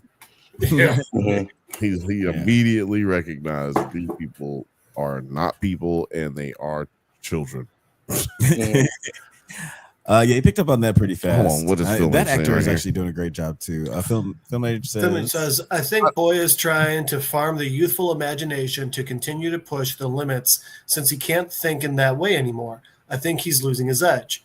That's why he's building with only white Legos. He can't think creatively. It's just empty. I don't remember the white Legos scene, so I don't pay attention. Hey, yo, me either. Hey, yo, son, won't play with no white Legos. Go outside, nerd. Get out. Go. I ain't got time to be distracted by your worthless chime-ins. Go. Well, that's racist. Because it jumped straight to Wendy, and I was like, are you calling Wendy a white Lego? Hey, no, you know what? Cuz he could be saying that these white Legos. I don't know if we mentioned this before, but I did realize last week that this actor who's playing Boy Cavalier is from that weird episode of Atlanta. Did we talk about that before? Oh, Wiley, yeah. Okay. You know what I just realized? I don't know if we talked about that. In the dude in him, the main character, isn't he the boy from the episode where the passing episode of Atlanta? I don't know. Wait, Look which it one? up. Wait. I'll pull it up right now. There's a new movie called Him with Marlon Wayans and this other gentleman. Yeah, Oh, Tyreek. right. I've been trying to avoid Is every. that the football one? Yeah. It's From like what I interesting. hear. Yeah, here's the white Legos he's playing with there. But yeah, we do get to. In the. That was him. Okay. Yeah. Right on. Tyreek Withers. Yeah, in the words of Jeff Winger, let's discuss this creepiness because, like we mentioned earlier, that Curly Boy Cavalier have this like weird relationship. because at first, when Curly was explaining how she's trying to live up to her full potential and what Cavalier responds positively, it's again just seemed like, what I built is working how it's supposed to. But then he said later we can play, and it Gross. felt Kirsch, do you think that this is going to go in a more nefarious direction? What do you think Boy Cavalier's full intentions are with all this? I don't like that. The only good thing about every situation with him is, based on his conversation with, I guess she's the therapist, from, I don't remember if it was the first or second episode. I think he's, what do they call, sapiosexuals or whatever. Like, if you're not smart, he can't be attracted to you. Right. So and he thinks he's smarter than everyone. I'm really hoping that's the route it goes, because I get it's different because they're in an adult robot body. I don't care. There's something in my brain that's just like, nope, God, no. They start fucking. It was gross. Yeah, there are a lot of moral questions that could be raised with this. It's like a 7-year-old going into a coma for 12 years and coming out and being like, all right, let's go. And it's like, I want to ask you a bunch of questions, and I want to have them answered immediately. Yeah, it's there are a lot of moral questions that they can raise with this kind of technology being introduced in this, and I'm excited for them to delve into the implications of that. But also, just don't make it too gross. Well, say, hold up, wait a minute, something ain't right. At the same time, so a big thing to remember that I'm always trying to keep in the back of my head is like, okay, we've never seen any alien species on Earth outside of the AVP movies, and we've never heard of hybrids until this. So whatever happens here, it's self-contained. Yeah. And it's an alien movie or show. We're going to have an outbreak. But so I don't know. Is it going to be contained because of that?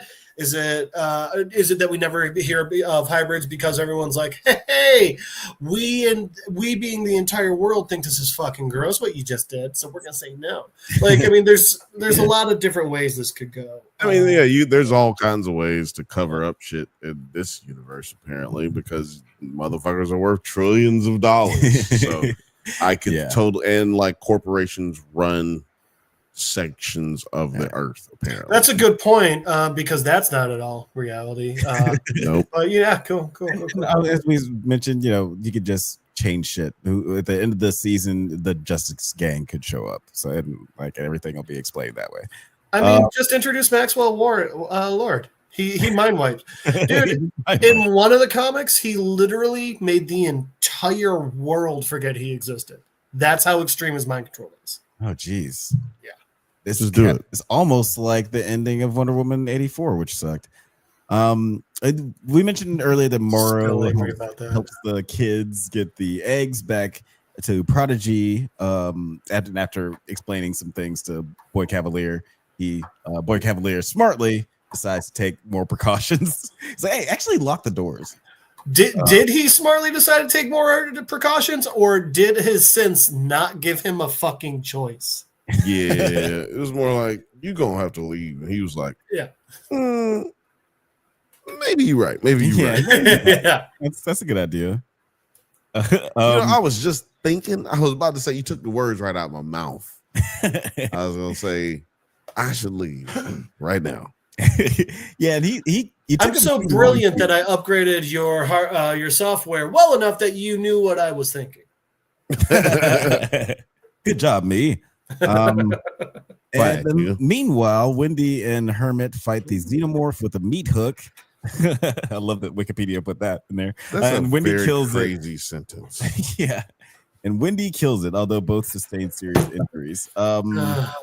This is a wild scene. Obviously, at some point during this fight scene, Wendy gets trapped behind a trap door. We don't really see what happens to them before Wendy. We see that Wendy is incapacitated. Incapacitated. I love it. It has incapacitated it. Oh, that's boring. But what did you guys think of this scene? And do you think something happened in that room? Because we see that Wendy's acting a little strange later on in the episode. Kirsch? She's been a weird bitch. Well, first off, I was very happy because when Joe got thunked, because I was like, fuck yeah, hashtag kill Sabine. And then he was alive. I was like, are you fucking kidding me? Yeah. But Sabine. what they do with it later in the episode, I was like, oh, okay, all right. Yeah, all like, right. is he I'll give alive? you some Like, labor. just took this nigga whole stomach out. Alien baby. Is he alive? So that was the first part, and I think he is, and I think they're just, and I think they kept him alive because they were like, hey, we need to test this stuff. Someone. It looked like they only took one lung and just like morphed it around, like Play-Doh'd it. See, But I don't know. I actually think it was his liver. Oh, it was his liver. Okay. I think Put so. it in the chat. What was it? Was it liver, pancreas? So there was that part, but then also, so immediately I was happy because I thought they killed him. Then I was immediately upset because they didn't. And then with the whole Marcy thing, I was like, dude, come on. Like, okay, so first off, yes, like you said, clearly something happened back there that we don't know of, which is why she's getting to like the going on. But also, like, we just see like one little drop of synth blood coming down, and it's like, dude, she just fought a fucking xenomorph, basically barehanded. She's basically a synth.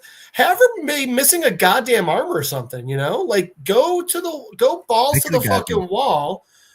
And also, it would have been cool because then I don't think we've ever seen a synth get repaired from that drastic of an injury, which I think would also, like, it would have made us understand the technology a bit better. Everything. I was just like, you could have gone Hartman. Yeah, that could have been more interesting for sure. Yeah, it would have definitely been cooler if we got some more like Terminator viscera. And like you just mentioned, like they had in Michael Fassbender, we do see him like get dismantled in some of the Prometheus and Covenant episodes. Yeah, head completely off. I felt like we could have gotten some a little bit more than that. This was I agree. I wasn't in the same boat. I was kind of irritated when I saw that. It's like, why the fuck did she spill some milk on her head? I don't even know where it's coming from. Yeah. Like at first I was annoyed that she wasn't hurt. And then when they showed that she was, but that's all, I was like, now I'm even more annoyed. No, it didn't bother me because it's setting up like what's coming, I believe. To me, That's that just right breathing there hard. set up like, okay, she is actually way more strong than we even thought she is, and way more powerful. Thing is, she is still a child. They It's tried not like planting they that in have- our heads in episode 1 when she jumped off that cliff too. Yeah, it's like they're not putting any emphasis on learning combat. They just got them in there doing whatever, and they're taking the initiative to learn. So like what's her name? Toodles or Curly and Mo, they was they took their Mo was in the last show. Can't wait to see Shep. My bad. Yeah, Shep. Mo.Lester. Shep is somewhere. And Lester?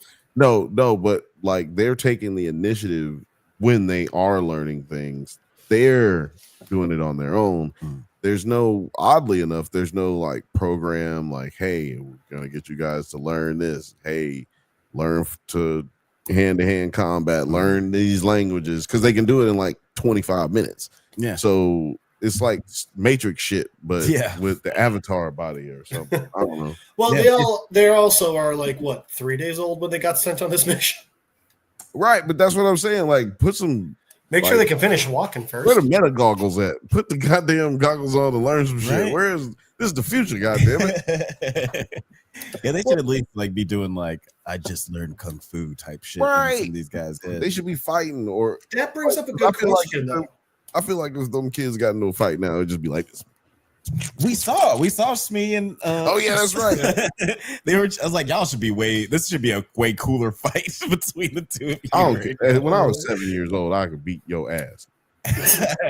Probably what the hell. So that brings up a good question. This made sense when the first Alien and even Aliens came out, but why are we still seeing spaceships with tube TVs? Why are we seeing his communication device with the with Utai be like the world's clunkiest iPad. You know? See, no, I knew you were the ops. You want everybody to go to a USB drive that talks to everybody in your ear and shit. Yeah, I knew it. So you got no love for the tube TV. I do not. I mean, those CRTs, nuh-uh. I did like how you would turn it off and you would see the screen for another 8 minutes. But other than that, dude, no, that was dope. Also meant you're losing your TV, but also was just losing your privileges. Because you was on the way out. I had a buddy who still had a tube TV, and when he moved, he was in a place for 3 years. When he moved, the wall behind him was pitch black because the TV just burned the fuck out the wall. It was fucking rolling coal on his wall. What did you guys think of this scene right here? Because I was getting a vibe from Timothy Oliphant's character here, where is this the scene where the smartest boy alive is like, "Oh, let me stick my face into this thing," like everyone on Alien does, and he was kind of like looking at him like, "Should I let this happen?" I got that vibe too. When he was kind of like, do I want to cut the strings? Yeah. It's just like, actually, no, like, I can't. Ow. Hey, what you guys doing? Ooh. Yeah. Also, what are we doing? We're doing great. What is the egg made of? That was one thing I was wondering when they were cutting into it, because I was like, is the egg flesh? And if so, why doesn't it also have acid blood? I've always felt like it was fleshy. And I just don't know. It might have acid blood in other. It didn't when they were cutting into it. I was saying in other movies. I don't know. Maybe I don't know, but I think it doesn't have acid blood. But I don't know. I think it's fleshy. It seems like he doesn't have like full acid blood until it gets a xenomorph. Because like when they're Facehugger has it. Yeah, when they're cutting up in the facehugger, yeah. It had it, but when they hit this certain little pocket, like they had it, it was clearly cut open when you cut it. It wasn't until it got like through a knuckle that it was like. Yeah, that's a good point. So maybe it's like cut it maybe in it's vein. Because in Alien versus Predator 1, they cut it and then dude makes his scar on his head with the fingertip of the lobster leg. Gotcha. Lobster leg thing. Yeah. Okay. Crab leg thing. Yeah. Yeah, I don't know. Really hard to hit up Red Lobster after an Alien movie. Brilliant defense mechanisms. Words that I said. Brilliant. Well, and it's even yes, the defense mechanism is brilliant, but I also think the reason why it came into being is brilliant. Just they had to explain, why can't we just have them shoot these things?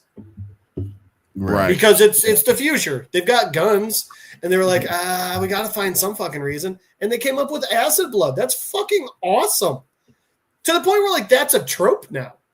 I feel like vibes. Yeah, it's pretty genius way of like making it a little bit more difficult to kill these things. Especially when you're in a spaceship. Wait a minute, what does Jeff's shirt say? Rise Against. Rise Against. One of my favorite bands. Rise Against Nowhere Generation. Okay, yeah. Rise Against Nowhere Generation. Got this. They're the band that whenever they're in town I go see. So this was one of their concert tees. Sorry, me and Jeff having personal conversations. Go ahead, Alex. Wendy. Hey, everyone go listen to Rise Against. They're fucking awesome. Like we mentioned, Wendy gets her surgery noggin scrambled. And she seemingly intercepted signals from the xenomorph eggs, which cause her pain. She ultimately collapses in the laboratory containing the eggs, and apparently nobody can hear her enter the room or fall on the ground or anything. I want to point out, though, I don't think that was weird. They did not give a fuck. I don't think she got all the way in. Maybe she did, but also I want to point out that they did mention, or they did put emphasis on that she is having signal connections with the xenomorphs. Like she was losing it really bad when the xenomorph was when she was approaching her brother trying to save him from the xenomorph at the beginning. This is interesting to me, not because she has a connection to these creatures, but because it doesn't seem like the other hybrids have any kind of connection. Like they she- also can't control computers and shit like she can. I don't know if they can't. That's what I'm saying. Because old girl Curly said she learned French. So I'm like, maybe they do, and that's what I'm saying. These kids are just so fucking dumb. They don't even think about looking up stuff like this, like, you know, today. Well, Wendy's also been around for a couple of months by the time the others got there, like in this form for a couple of months, right? Right. So could it just be that one of those things where like they have these abilities all the time, they just have to think about having it? Yeah. Like, hey, it turns out they could fly the entire time. They just never thought to try. Right. And that's what I'm saying. And maybe Prodigy really doesn't even know either, you know, like it's Yeah, and this is very experimental. They don't even know how these kids are gonna emotionally react to all this, and we've seen that some of them react differently. Oh, I think they do know that they don't give a shit. But guys, let us know what you think in the comments of this show. Do you think this is a worthy installment in the Alien franchise? Are you enjoying it? Are you not enjoying it? Please let us know in the comments. But we're going to move on to our last topic of the night, where Apple TV Plus is.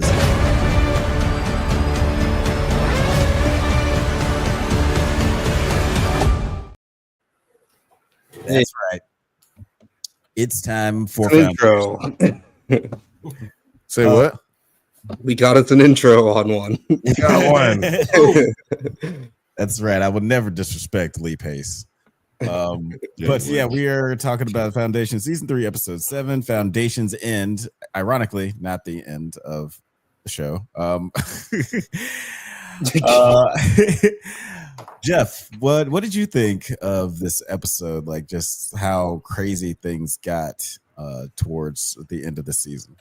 I did think that I was very happy that Avengers vs. Alien showed up. I agree with you there.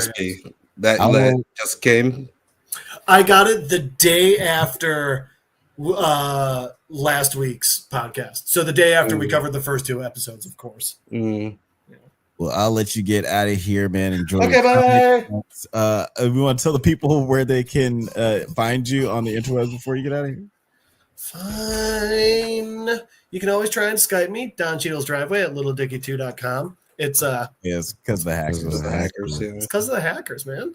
You can try and find Jeff Madel on Facebook, at MadelJeff on Instagram.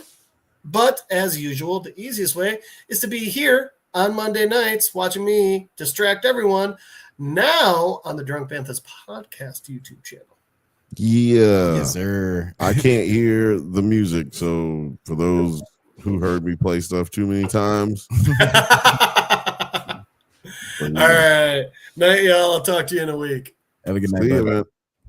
So years ago on Rossum, an agricultural planet on the edges of the outer reach, a farmer's family protects their infant from the Foundation's assessors who apply calorific limits on citizens.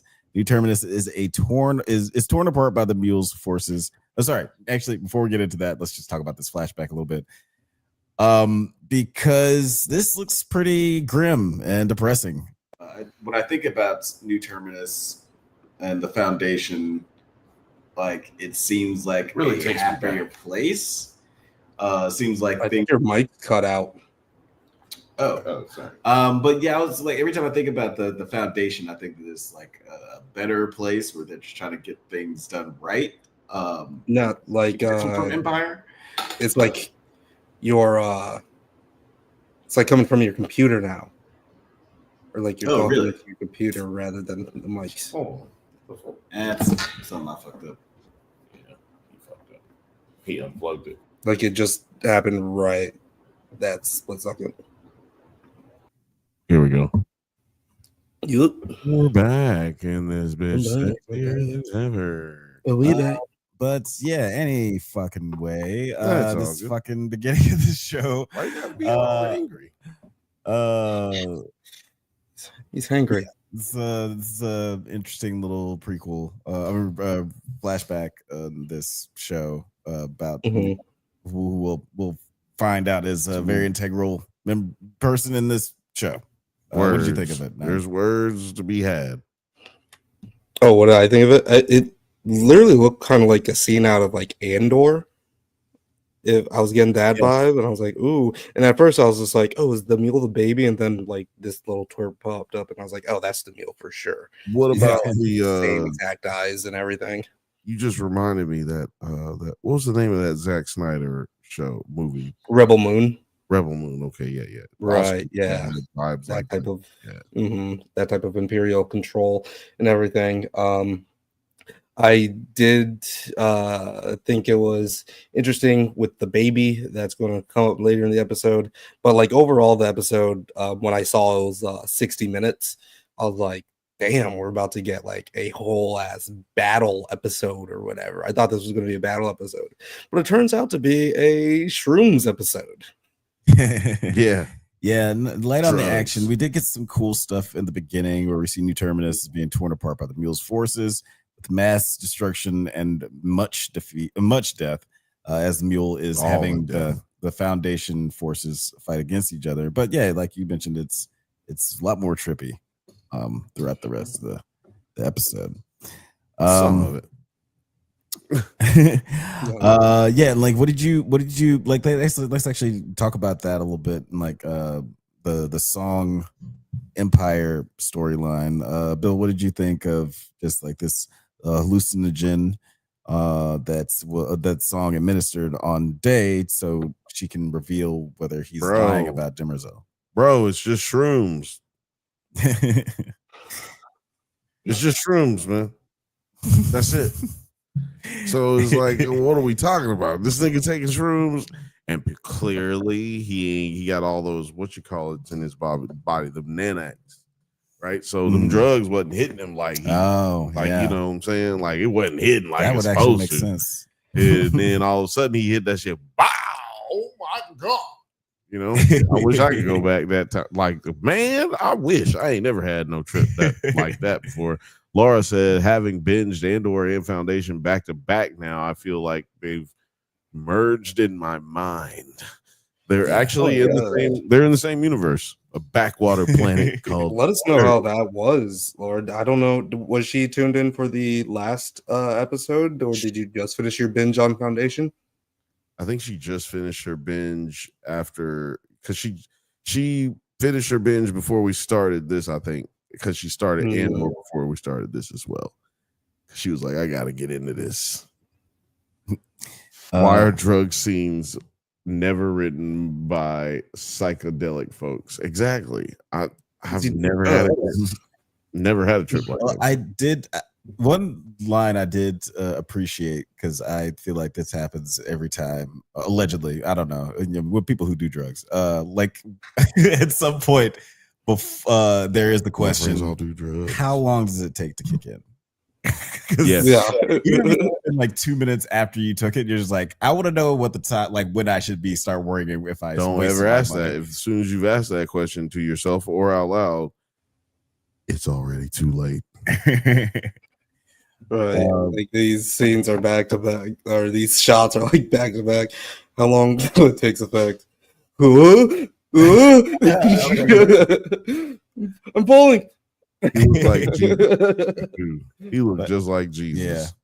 In your white families. No, I did not mean. But I did like. I haven't been drinking, so I don't know. I'm saying bad things.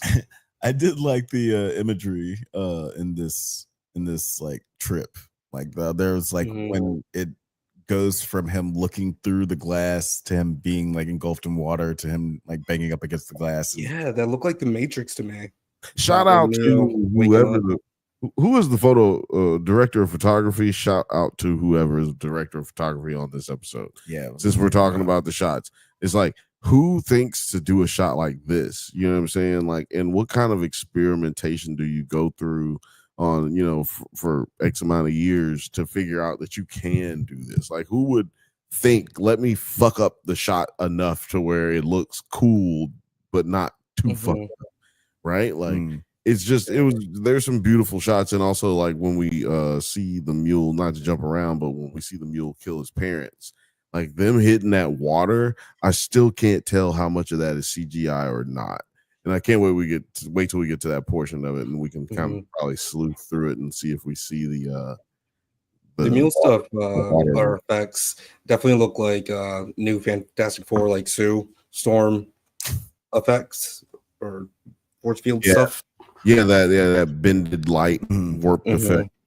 Yeah, I feel like they utilize some of that stuff better in this than even in Fantastic Four. You had No, I was trying to find the director of photography for this, but it just says director of photography for this episode has not been officially credited. However, Christopher J. Byrnes is credited. The audacity. Audacity. That is Google AI, so it might not be right, but we don't have time or care enough to fucking look it up. But I do care enough to give you a shout out, sir or lady. Appreciate you. Yeah, well done. Did a fucking amazing show job. Just typically looks fantastic. Also, if you want, come on the show, please, because I'd love to know how much of that was CGI. I need to see what's up with that. We hear that Day reveals that Demerzel revealed that she has had many past lives. She's been a servant, a soldier, a prisoner, a baker, candlestick maker. And I like how we mentioned that in the flashback today, where she's like, well, when were you ever a prisoner? And she's like, kind of still am. still in, See, it's still funny. in that boat. You ask a lot of questions, little boy. Why don't you go to bed, little nigga? But then he ends up getting the Song and her girlfriend, I forget her name. They just report Day to Sing Song. Yeah, I think it was. They report him to Sunmaster 18, a spiritual leader. Sunmaster. Sunmaster. That's pretty 18. much where his story ends. Then 3 days before his demise, Dust protects Foundation Ambassador Quint at the palace, and they share a final romance. And just when you think he's a pretty cool guy and you're happy that he's having a moment of happiness, he fucking steps on a ferret for no goddamn reason. Right. What did you think of his storyline of this episode, Bill? Well, I mean, they built it up like this dude is Dusk is having mental problems. Let's just get it twisted. Let's not get it twisted. At the beginning of this season, we see him trying to avoid having to end his days. We start out with 10 days until the shit hits the fan. And what's really interesting is that we know now that he's got 6 days left. So all this has really only happened within the span of 4 days. Which is really interesting. Like, this motherfucker, the mule, has taken over the galaxy basically in 4 days. Yeah. It's crazy. Yeah, it's pretty wild. But Dusk now has the fear of dying. He's got his hand on a nuclear button with a black hole bomb, and he is losing it mentally, which I think speaks to when Demerzel was telling him that she is the clock for Empire, meaning that you clones only have so much time to exist before you just start falling apart like a Mr. Potato Head in the sun. Yeah. Laura said, so I followed Lee Pace since Pushing Daisies. Love Pushing Daisies. And one of my favorite movies is The Fall. Have you seen it? I have not seen it. But I'm really impressed by his work on this one. Very easy to hate him as a villain. Yes, he has a hateable voice, hateable face, but he acts really well. And I'm sure he's a really nice guy. But what's interesting is that he's not a villain this season, I would say. He was definitely more menacing and antagonist in the other 2 seasons. But here is the Empire is just literally on its last legs, and they are scrambling to find their own identities, which is rule number 1 that they established, that they're not supposed to have their own identity. Exactly. Yeah. What the hell are you niggas doing? Demerzel's all crying. Yeah. I'm disappointing my mom girlfriend. My mom nanny girlfriend, man. What are y'all doing? Yeah, their relationship. It is refreshing to see. Why do you hate me? Because you raped me. It is. Why do you hold your hate for me? Because you touched me when I was 12. This is fucked up. Han Pritchard escapes from captivity. Torin races to find safety on his ship with an injured Beta, but is confronted by a mule converted Uncle Randu, who totally gets shot in the fucking head. Where did this Randu come from? Randu is somewhere else. We've seen that's like Lando. No, Randu. Yeah, no. I mean, you mean the actor? No, we've heard Randu in another show or movie or something. Randu has been used, which is a really interesting name to be used. Was it Rando? No, it's Rando. That's Archer's like name he always uses. Oh, it's somebody else. No, I'm gonna figure it out later. But also, very good bringing up Archer. I appreciate you. I love it. But yeah, this was a pretty crazy moment. Like, just everything's pretty much going to shit, and it seems like the next few episodes are going to be more from him a little bit. Like, I thought they were going to like build up his character a little bit. I remember like last season with the pilot, like the disgruntled general that didn't want to like actually join the Empire, but was like filling a duty, and then he ended up like making sacrifices. That's kind of like what I was hoping for. I didn't feel like the emotion really hit for me. They still did a pretty good job, but I was just like, oh yeah, he's dead, I guess. Oh. I thought it was good just because I like the old tropes sometimes, where, you know, I knew this dude wasn't about shit as soon as he pulled up on him, and he's like, hey, everything's okay, man. Listen, just put the gun down. Come over with me. They don't even want you. Look, we can work something out. I love that shit. Then the nigga pull out the gun and was like, but that's where the twist that they hit us with. He didn't pull out the gun. The guns came in, and then he had to make a choice. But let me tell you something. If a motherfucker, I wish a motherfucker with one arm would try to whoop my ass. Yeah, he beat the fuck out of him. And this nigga got all the muscles. Fuck that. Ain't no way in hell. And I'm dressed like this. You can't be dressed like him and get your ass whooped like that. Nigga with one arm. I did like the actor's performance in this scene, and I never really liked those two characters, like the influencer characters, but I'm liking how. Let her up. She's acting weird. Yeah, I liked him in this scene, and I like how they're developing his character. I'm curious. It did seem very creepy in this scene of like what the mule is doing to their minds, and like just like the really weird, frantic love that they feel for the mule all of a sudden, and it's just like they're trying to evangelize that. They're like, no, like you gotta feel it, like, and he's like almost like fighting back tears to like do this. It's like really like, oh my god, you are not doing well. Yeah, no, nigga. And then it's like, when did he get to him? And when did he start? When was he acting? When was he not? Was the mayor or whatever dude, was he always in on it? Or was he just in on it when it became necessary? Is Han accidentally spreading his shit around by fucking just being around? Like, is he a carrier?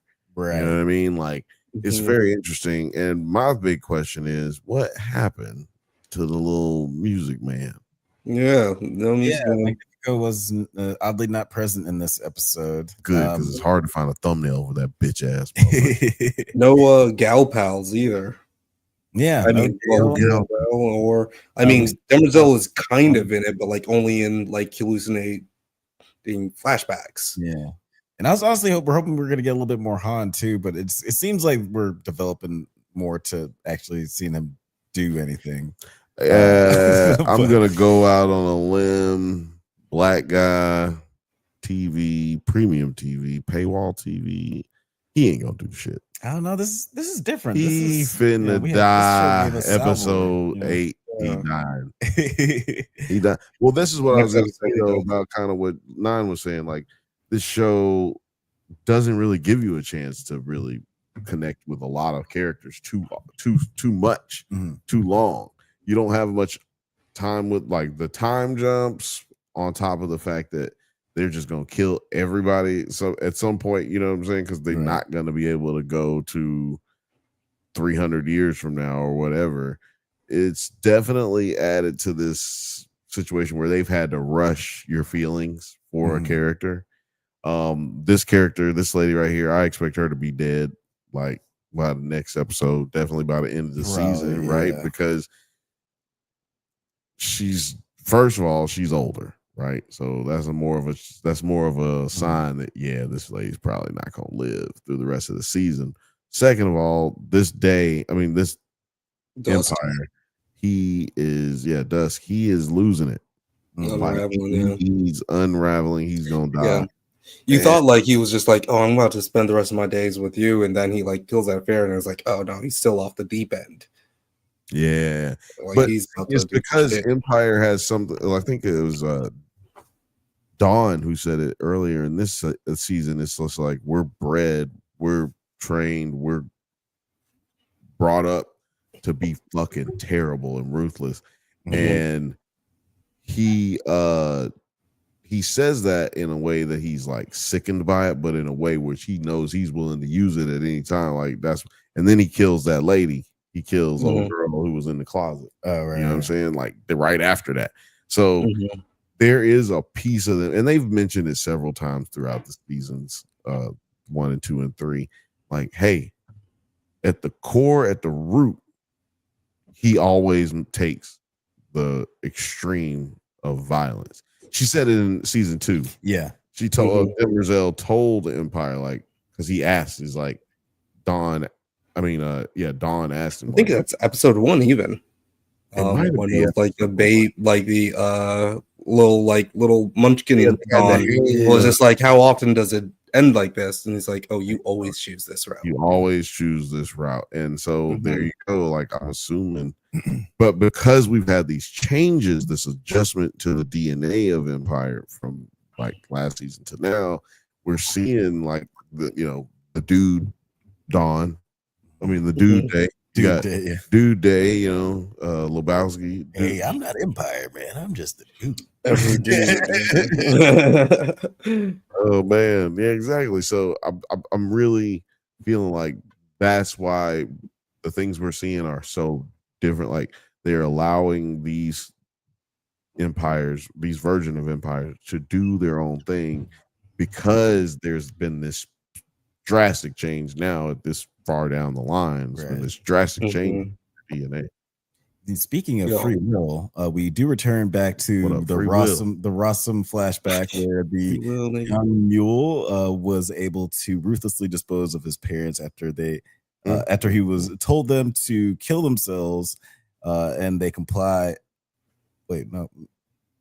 They told after he tells them to kill themselves. And one of the things we mentioned earlier about just like how it kind of comes from a place of love, and love is such a powerful emotion. It's interesting that that's where his like motivation for his mind control is. It's like, oh, we're gonna do this to please you because we love you so much. Well, his fear that was cool, combined with the fact that he thought that they loved him, and then combine those two things together, and he wished, like he knew that was the only way, or felt like that was the only way that they were gonna not try to kill him. Is if you love me, you won't try to kill me. I do want you to play this, like let it like play when. And maybe even slow it down a little when his dad falls into the water, when both the parents fall into the water. That shot is so fucking crazy. I don't know how everybody else watched it. We watched it on the big screen, and it's big enough screen, 55 inch.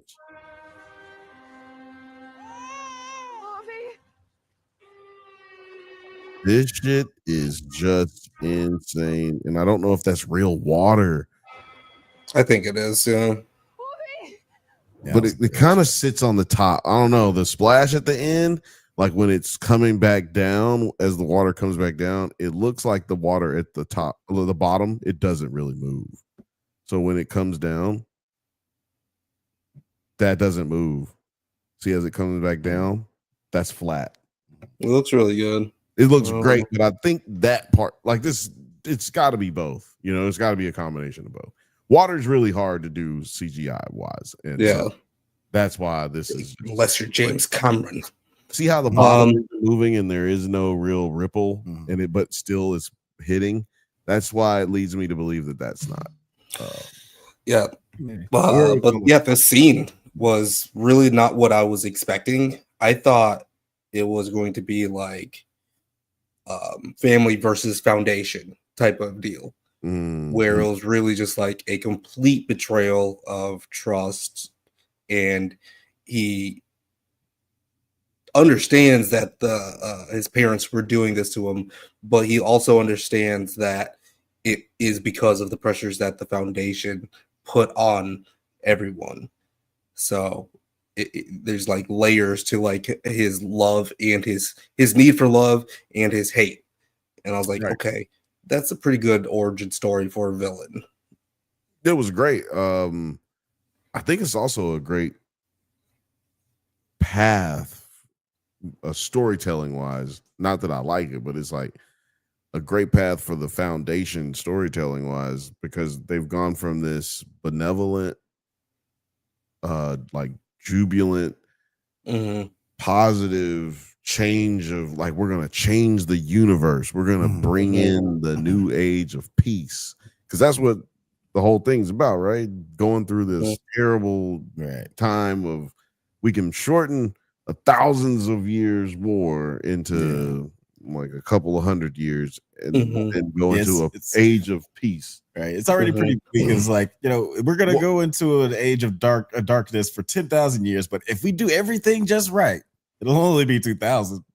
Right. Yeah, we're fucked either way. But well, that was you know, that was before Gale and all that was included. You know what I'm saying? So things could be even shorter, you know what I'm saying? But the fact of the matter is, like when the light bills due, and they're like, you know, we're going to only have the lights off for a couple of nights, but it could have been like a few weeks, to be honest, if I didn't grind. But the foundation then moving into this like autocratic fucking, well, no, then they moved into a religion first. Now they've moved into this like bureaucratic autocracy. They're literally like the empire. They're the empire. But it's like, how did you go from trying to, you know, bring in an age of peace to then bringing in an age of one child per household on a fucking big ass planet of grain? Like, nigga, what baby is in the oven type of shit? Like, wait, hold on. I think we made a little bit of mistake here, because people are hiding babies in the oven. Yeah, this was I hate to say it because you just put it that way, but this definitely gave a lot of Inglorious Bastards vibe from the first scene. Right. They're looking, and it's just like, you know, Nazis looking for Jews in that time period. It's like, what is going on, Foundation? How far we have fallen from grace. And I think it sets it up perfect for when the mule kills, or when the governor or mayor or whatever, when he kills himself by drowning himself. Wild. And it brings it up. It's like, yeah, I would feel this way too. Like, you guys have fucked my whole family. You've destroyed so many lives. We already was down here just trying to make it off the faith. You know what I'm saying? And then you come in, make it impossible. I think that it was a great way to bookend it with this nigga drowning himself. Hashtag. Yeah, great parallels with how he wants to like drown every bureaucrat and head of state of the Foundation. He wants to make him feel the same exact way, and it's I did like that parallel a lot. Also, weird ass little girl. Can we say that? Yeah. Can we say this top little 10 girl? creepiest little Because she's like the first one that he indoctrinated, and I'm like, why are you doing that? Like at a certain point, she's not needed at all. Why is she so goddamn happy all the time? Yeah, like yeah, right here, she strange. wasn't happy, and that was what made it even more creepy. 'Cause But I'm not getting any Mo vibes from him. That's the other thing. Right. I'm getting any Lester vibes. But No, he which just- just raises the question more. no, he why is she wanted here? love. Now that's the one thing that the deaf guy was saying. He was saying he needs love because without love, he fucked. Yeah. I'm just kind of like, I'm curious that it's curious that he went the adoption route. Right. Yeah. Rather than like He having went the his own kid, It's a very good way of putting like, It happened. Adoption. it. kidnapping- At the end of the episode, we do get we get to see him confront Harry Seldon, or at least his hologram outside of the vault. We don't get a lot of exchange. It's kind of like the end of Force Awakens. The mule tries to hand Harry a lightsaber, and then it just kind of cuts. End of cuts to Force black. Awakens. Jesus Christ, such terrible fucking movies. Sorry, But, I love those movies. Shut up. I like two of those movies. But Two. yeah, like I'm interested to see how this is gonna wrap up. We got 3 episodes left for this season. what you think is gonna happen with Harry and the Hendersons? I mean, Harry and shout out to Harry and the Hendersons. If you know, you know. What do you think is gonna go on? Harry and the mule. We're gonna have a battle of the beards. They're gonna have a tool Battle of the Beards. talking like this. Just fucking psychoboxing each other. I've noticed that your hair isn't quite as coiffed as mine. Well, maybe I got to be like this is gonna be a lot of that. Then why have you come? If you're clearly you're jealous of my coiffed hair, otherwise you wouldn't be here. Yeah. How much of your quaff is true, I wonder?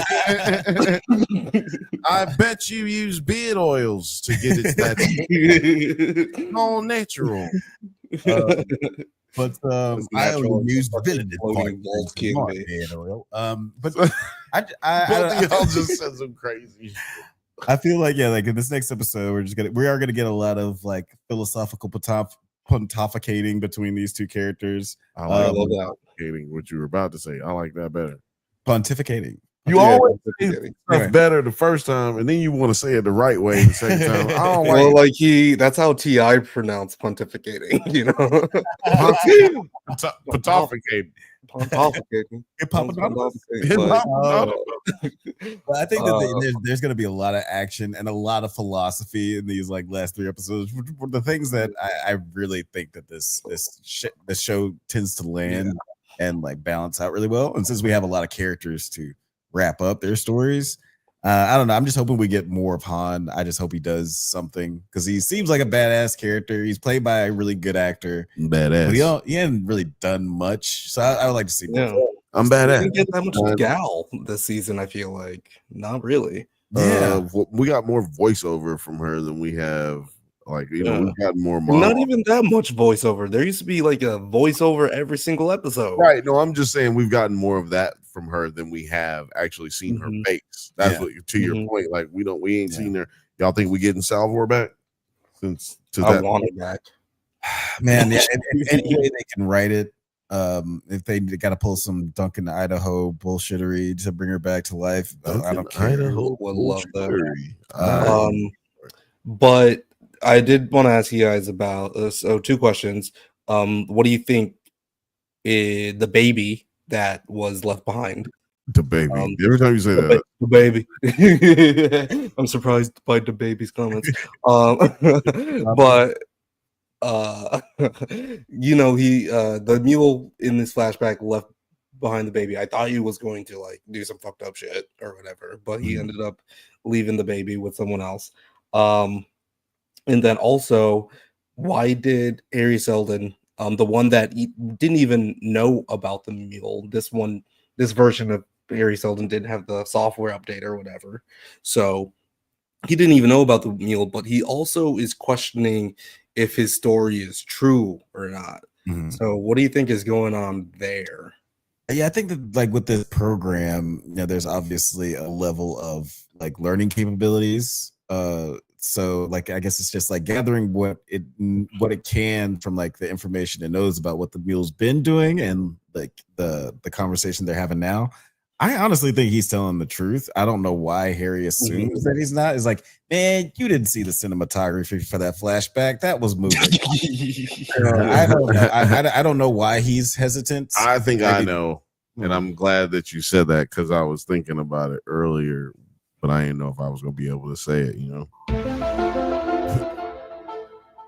I think it's because he knows the math. Remember season 1 where he sat and as a kid and sat there in the stampede and then didn't end up getting hit. Yeah, I think it's a very simple assumption to a very simple path to get to the assumption that hey, he did the math while he was sitting there, all these niggas getting blown up, getting killed. Like, I'm gonna just do a little math right here, see what the fuck going on. And it's like maybe most of what he told is true, but there's little pieces that don't quite math. You know what I mean? Like, well, you say you did this, but what happened to your brother? And he's maybe the part where he said he got captured by the pirate or he went on with that pirate. Well, isn't it more likely that he took over that pilot's brain and like took control over that fleet and then was able to go do things? Like, he's making it seem like, oh, I had such a struggle. Like, bro, your life ain't been struggle. You drowned your parents and it's been lit ever since. Yeah, there is a lot of story to tell between like after he killed his parents to where he is now. So like maybe that's what it is. He's like, you're not telling the full truth. Right. Yeah. That's what I think it is. Yeah. Like, it's not like he's lying about the origin story itself, but like what happened after you killed your parents? Because there's some things missing here. In the next couple of episodes, no, go ahead. I have a theory. Can you hear me with the theory button? Yeah. Because I'm going to link your theories. I'm going to link the theory to Bill's other theory from the couple of episodes ago. The baby, even though the dude looks a bit older, is the Music Man. Ooh. I've heard this theory that it might be Magnifico. You heard that theory? Oh, I thought I was being original right now. I just fucking thought about it. I was just like, okay, I think I got something. Damn it. Okay. All right. So why you trying to shit on this shit? Why you trying to do this right here? I think that's interesting. Come on, it would lends more credence to like why they would have similar powers. Because it does seem like Magnifico does still have some influence with his music. So and Magnifico does seem more like lame, like oh, he's needed this protection his whole life, like he's needed this love his whole life. But at the same time, I would say just to be contrarian in this situation, I don't know, like I feel like I'm trying to get to my brother if it like that's the only thing that matters.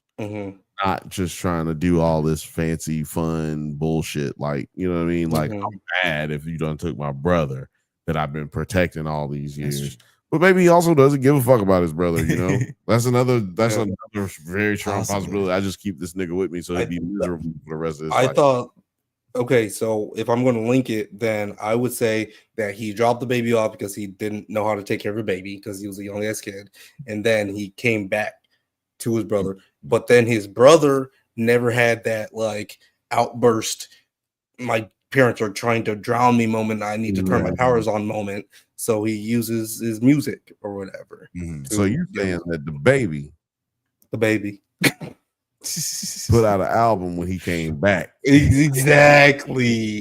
The baby. And when he put that album out, that's when they went on tour. That's when they went on tour. They're like, okay, we're gonna we only got taking over the streets. We got 3 episodes left, all 3 of them directed by Roxanne Dawson. She's directed some banger Roxanne. Next episode is called Skin of the Game. Episode 9 is called The Past That Choose Us. Episode 10 title has not been released yet. So I don't know. It's gonna be called Foundation. I love that we're getting 10 episodes. That we get 10 episodes every season. Yes, Me that's actually sad. Long ass episodes. I really want to go back to at least 15. At least 15. I really want to go back because guess what? There's less money made by actors and everyone else involved when there's only 10 episodes. That's just Fuck those guys. No, I'm just joking. Actors. But let us know in the comments what actors, you guys think is going to happen in these last 3 episodes. Are you enjoying the season so far? Do you prefer 15 episode seasons for as opposed to 10 to 7 or however many of these shows are putting out What do you nowadays? do? Real quick, what do you 15? If you 10 or 15? I'm more of a 10. I mean, more just like however long this season needs to be. Like if it's 7 episodes and it's still good, I'm fine. I'm big mad. 7, 9. Okay, well, it depends on like the frequency. And just like a little small comment. Someone like made like a thing of the shows that came out between season 4 and season 5 of Stranger Things. And like just to know that like Andor had 12 episode seasons and it started and ended in between the Stranger Things seasons. Damn.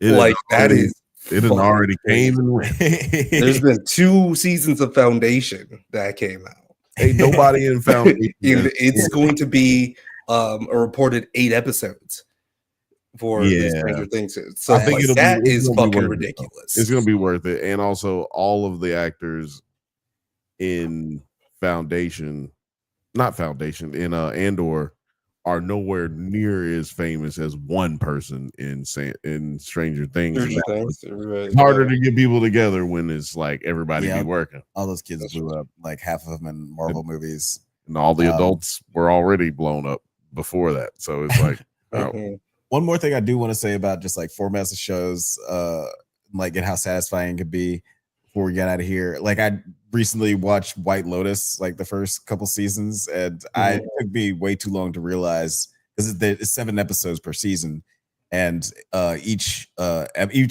season starts like 1 week earlier. And it's just the whole week, and it took me way too long to realize each episode is 1 day in each week. It's like, that's why it's 7 episodes. It's still so sad. I fucking hate White Lotus, man. I watch it. I've watched every single season. I fucking hate that show, man. White Shotus is the White Shotus. Exactly, that's what it is. I don't know. I'm good. Tell me what's wrong with America without telling me what's wrong.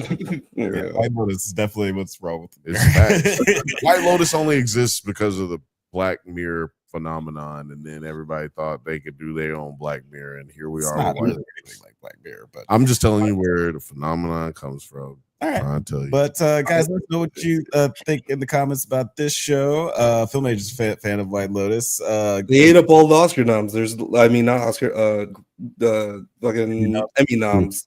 And like no one on Andor is like nominated. Didn't Walton Goggins Didn't Walton win an Emmy for White Lotus? Nominated for White Lotus, but I haven't paid attention to that. It's like all Severance and White Lotus, and it's fucking sucks. Sci-fi is just like has not gotten respect in the world. Shout out to you, Laura. Should have won an Oscar. Severance is a sci-fi show. Shout out to you, Laura. See you next week. Also, everybody who is watching right now, you're watching on the Drunk Banthas podcast channel, and you're watching on X. So, hey, make sure you hit the like and subscribe button because this is where you'll be getting this podcast from now on. Make sure you're here on Thursday as well, 7:15 p.m. Pacific. 8:15 p.m. Pacific time. We moved, so it's going to be late.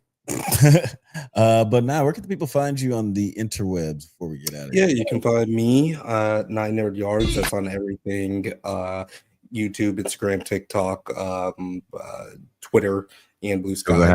Oh no. No, that's not my thing. That's not my But yeah, hopefully going to be dropping this pretty cool video by the end of the week, and going to get going to make sure that that's blasted. So make sure you keep a lookout on that. Hells yeah. Right on. What about you, Bill? Where can the people find you on the interwebs? Well, I kind of already ruined that, Alex. You can find me right here on the Drunk Banthas podcast, and you can find me on the Drunk Banthas channel, NerdsAtNite, and all the places that we are. Oh, also on Instagram. I think we're just Banthas. No, we're Drunk Banthas on Instagram. So please go check it out. Please get over there. Give me a reason to be over there. I feel like there's no reason for me to be there. Oh, yeah. Also, we're on all the other social media websites. So make sure you're right here. Hang out with us, man. Yes, sir. Thank you for watching or listening, both of those things, to the Drunk Banthas podcast. We do this every Monday at 8 p.m. Pacific time, but don't forget to like and subscribe so you get updates on new videos. Check us out on Twitter, IG, TikTok, Letterboxd, likewise, all the internet things at the Drunk Banthas. Till next time, stay safe, my little white rabbits. Hybrids. May the force be with you.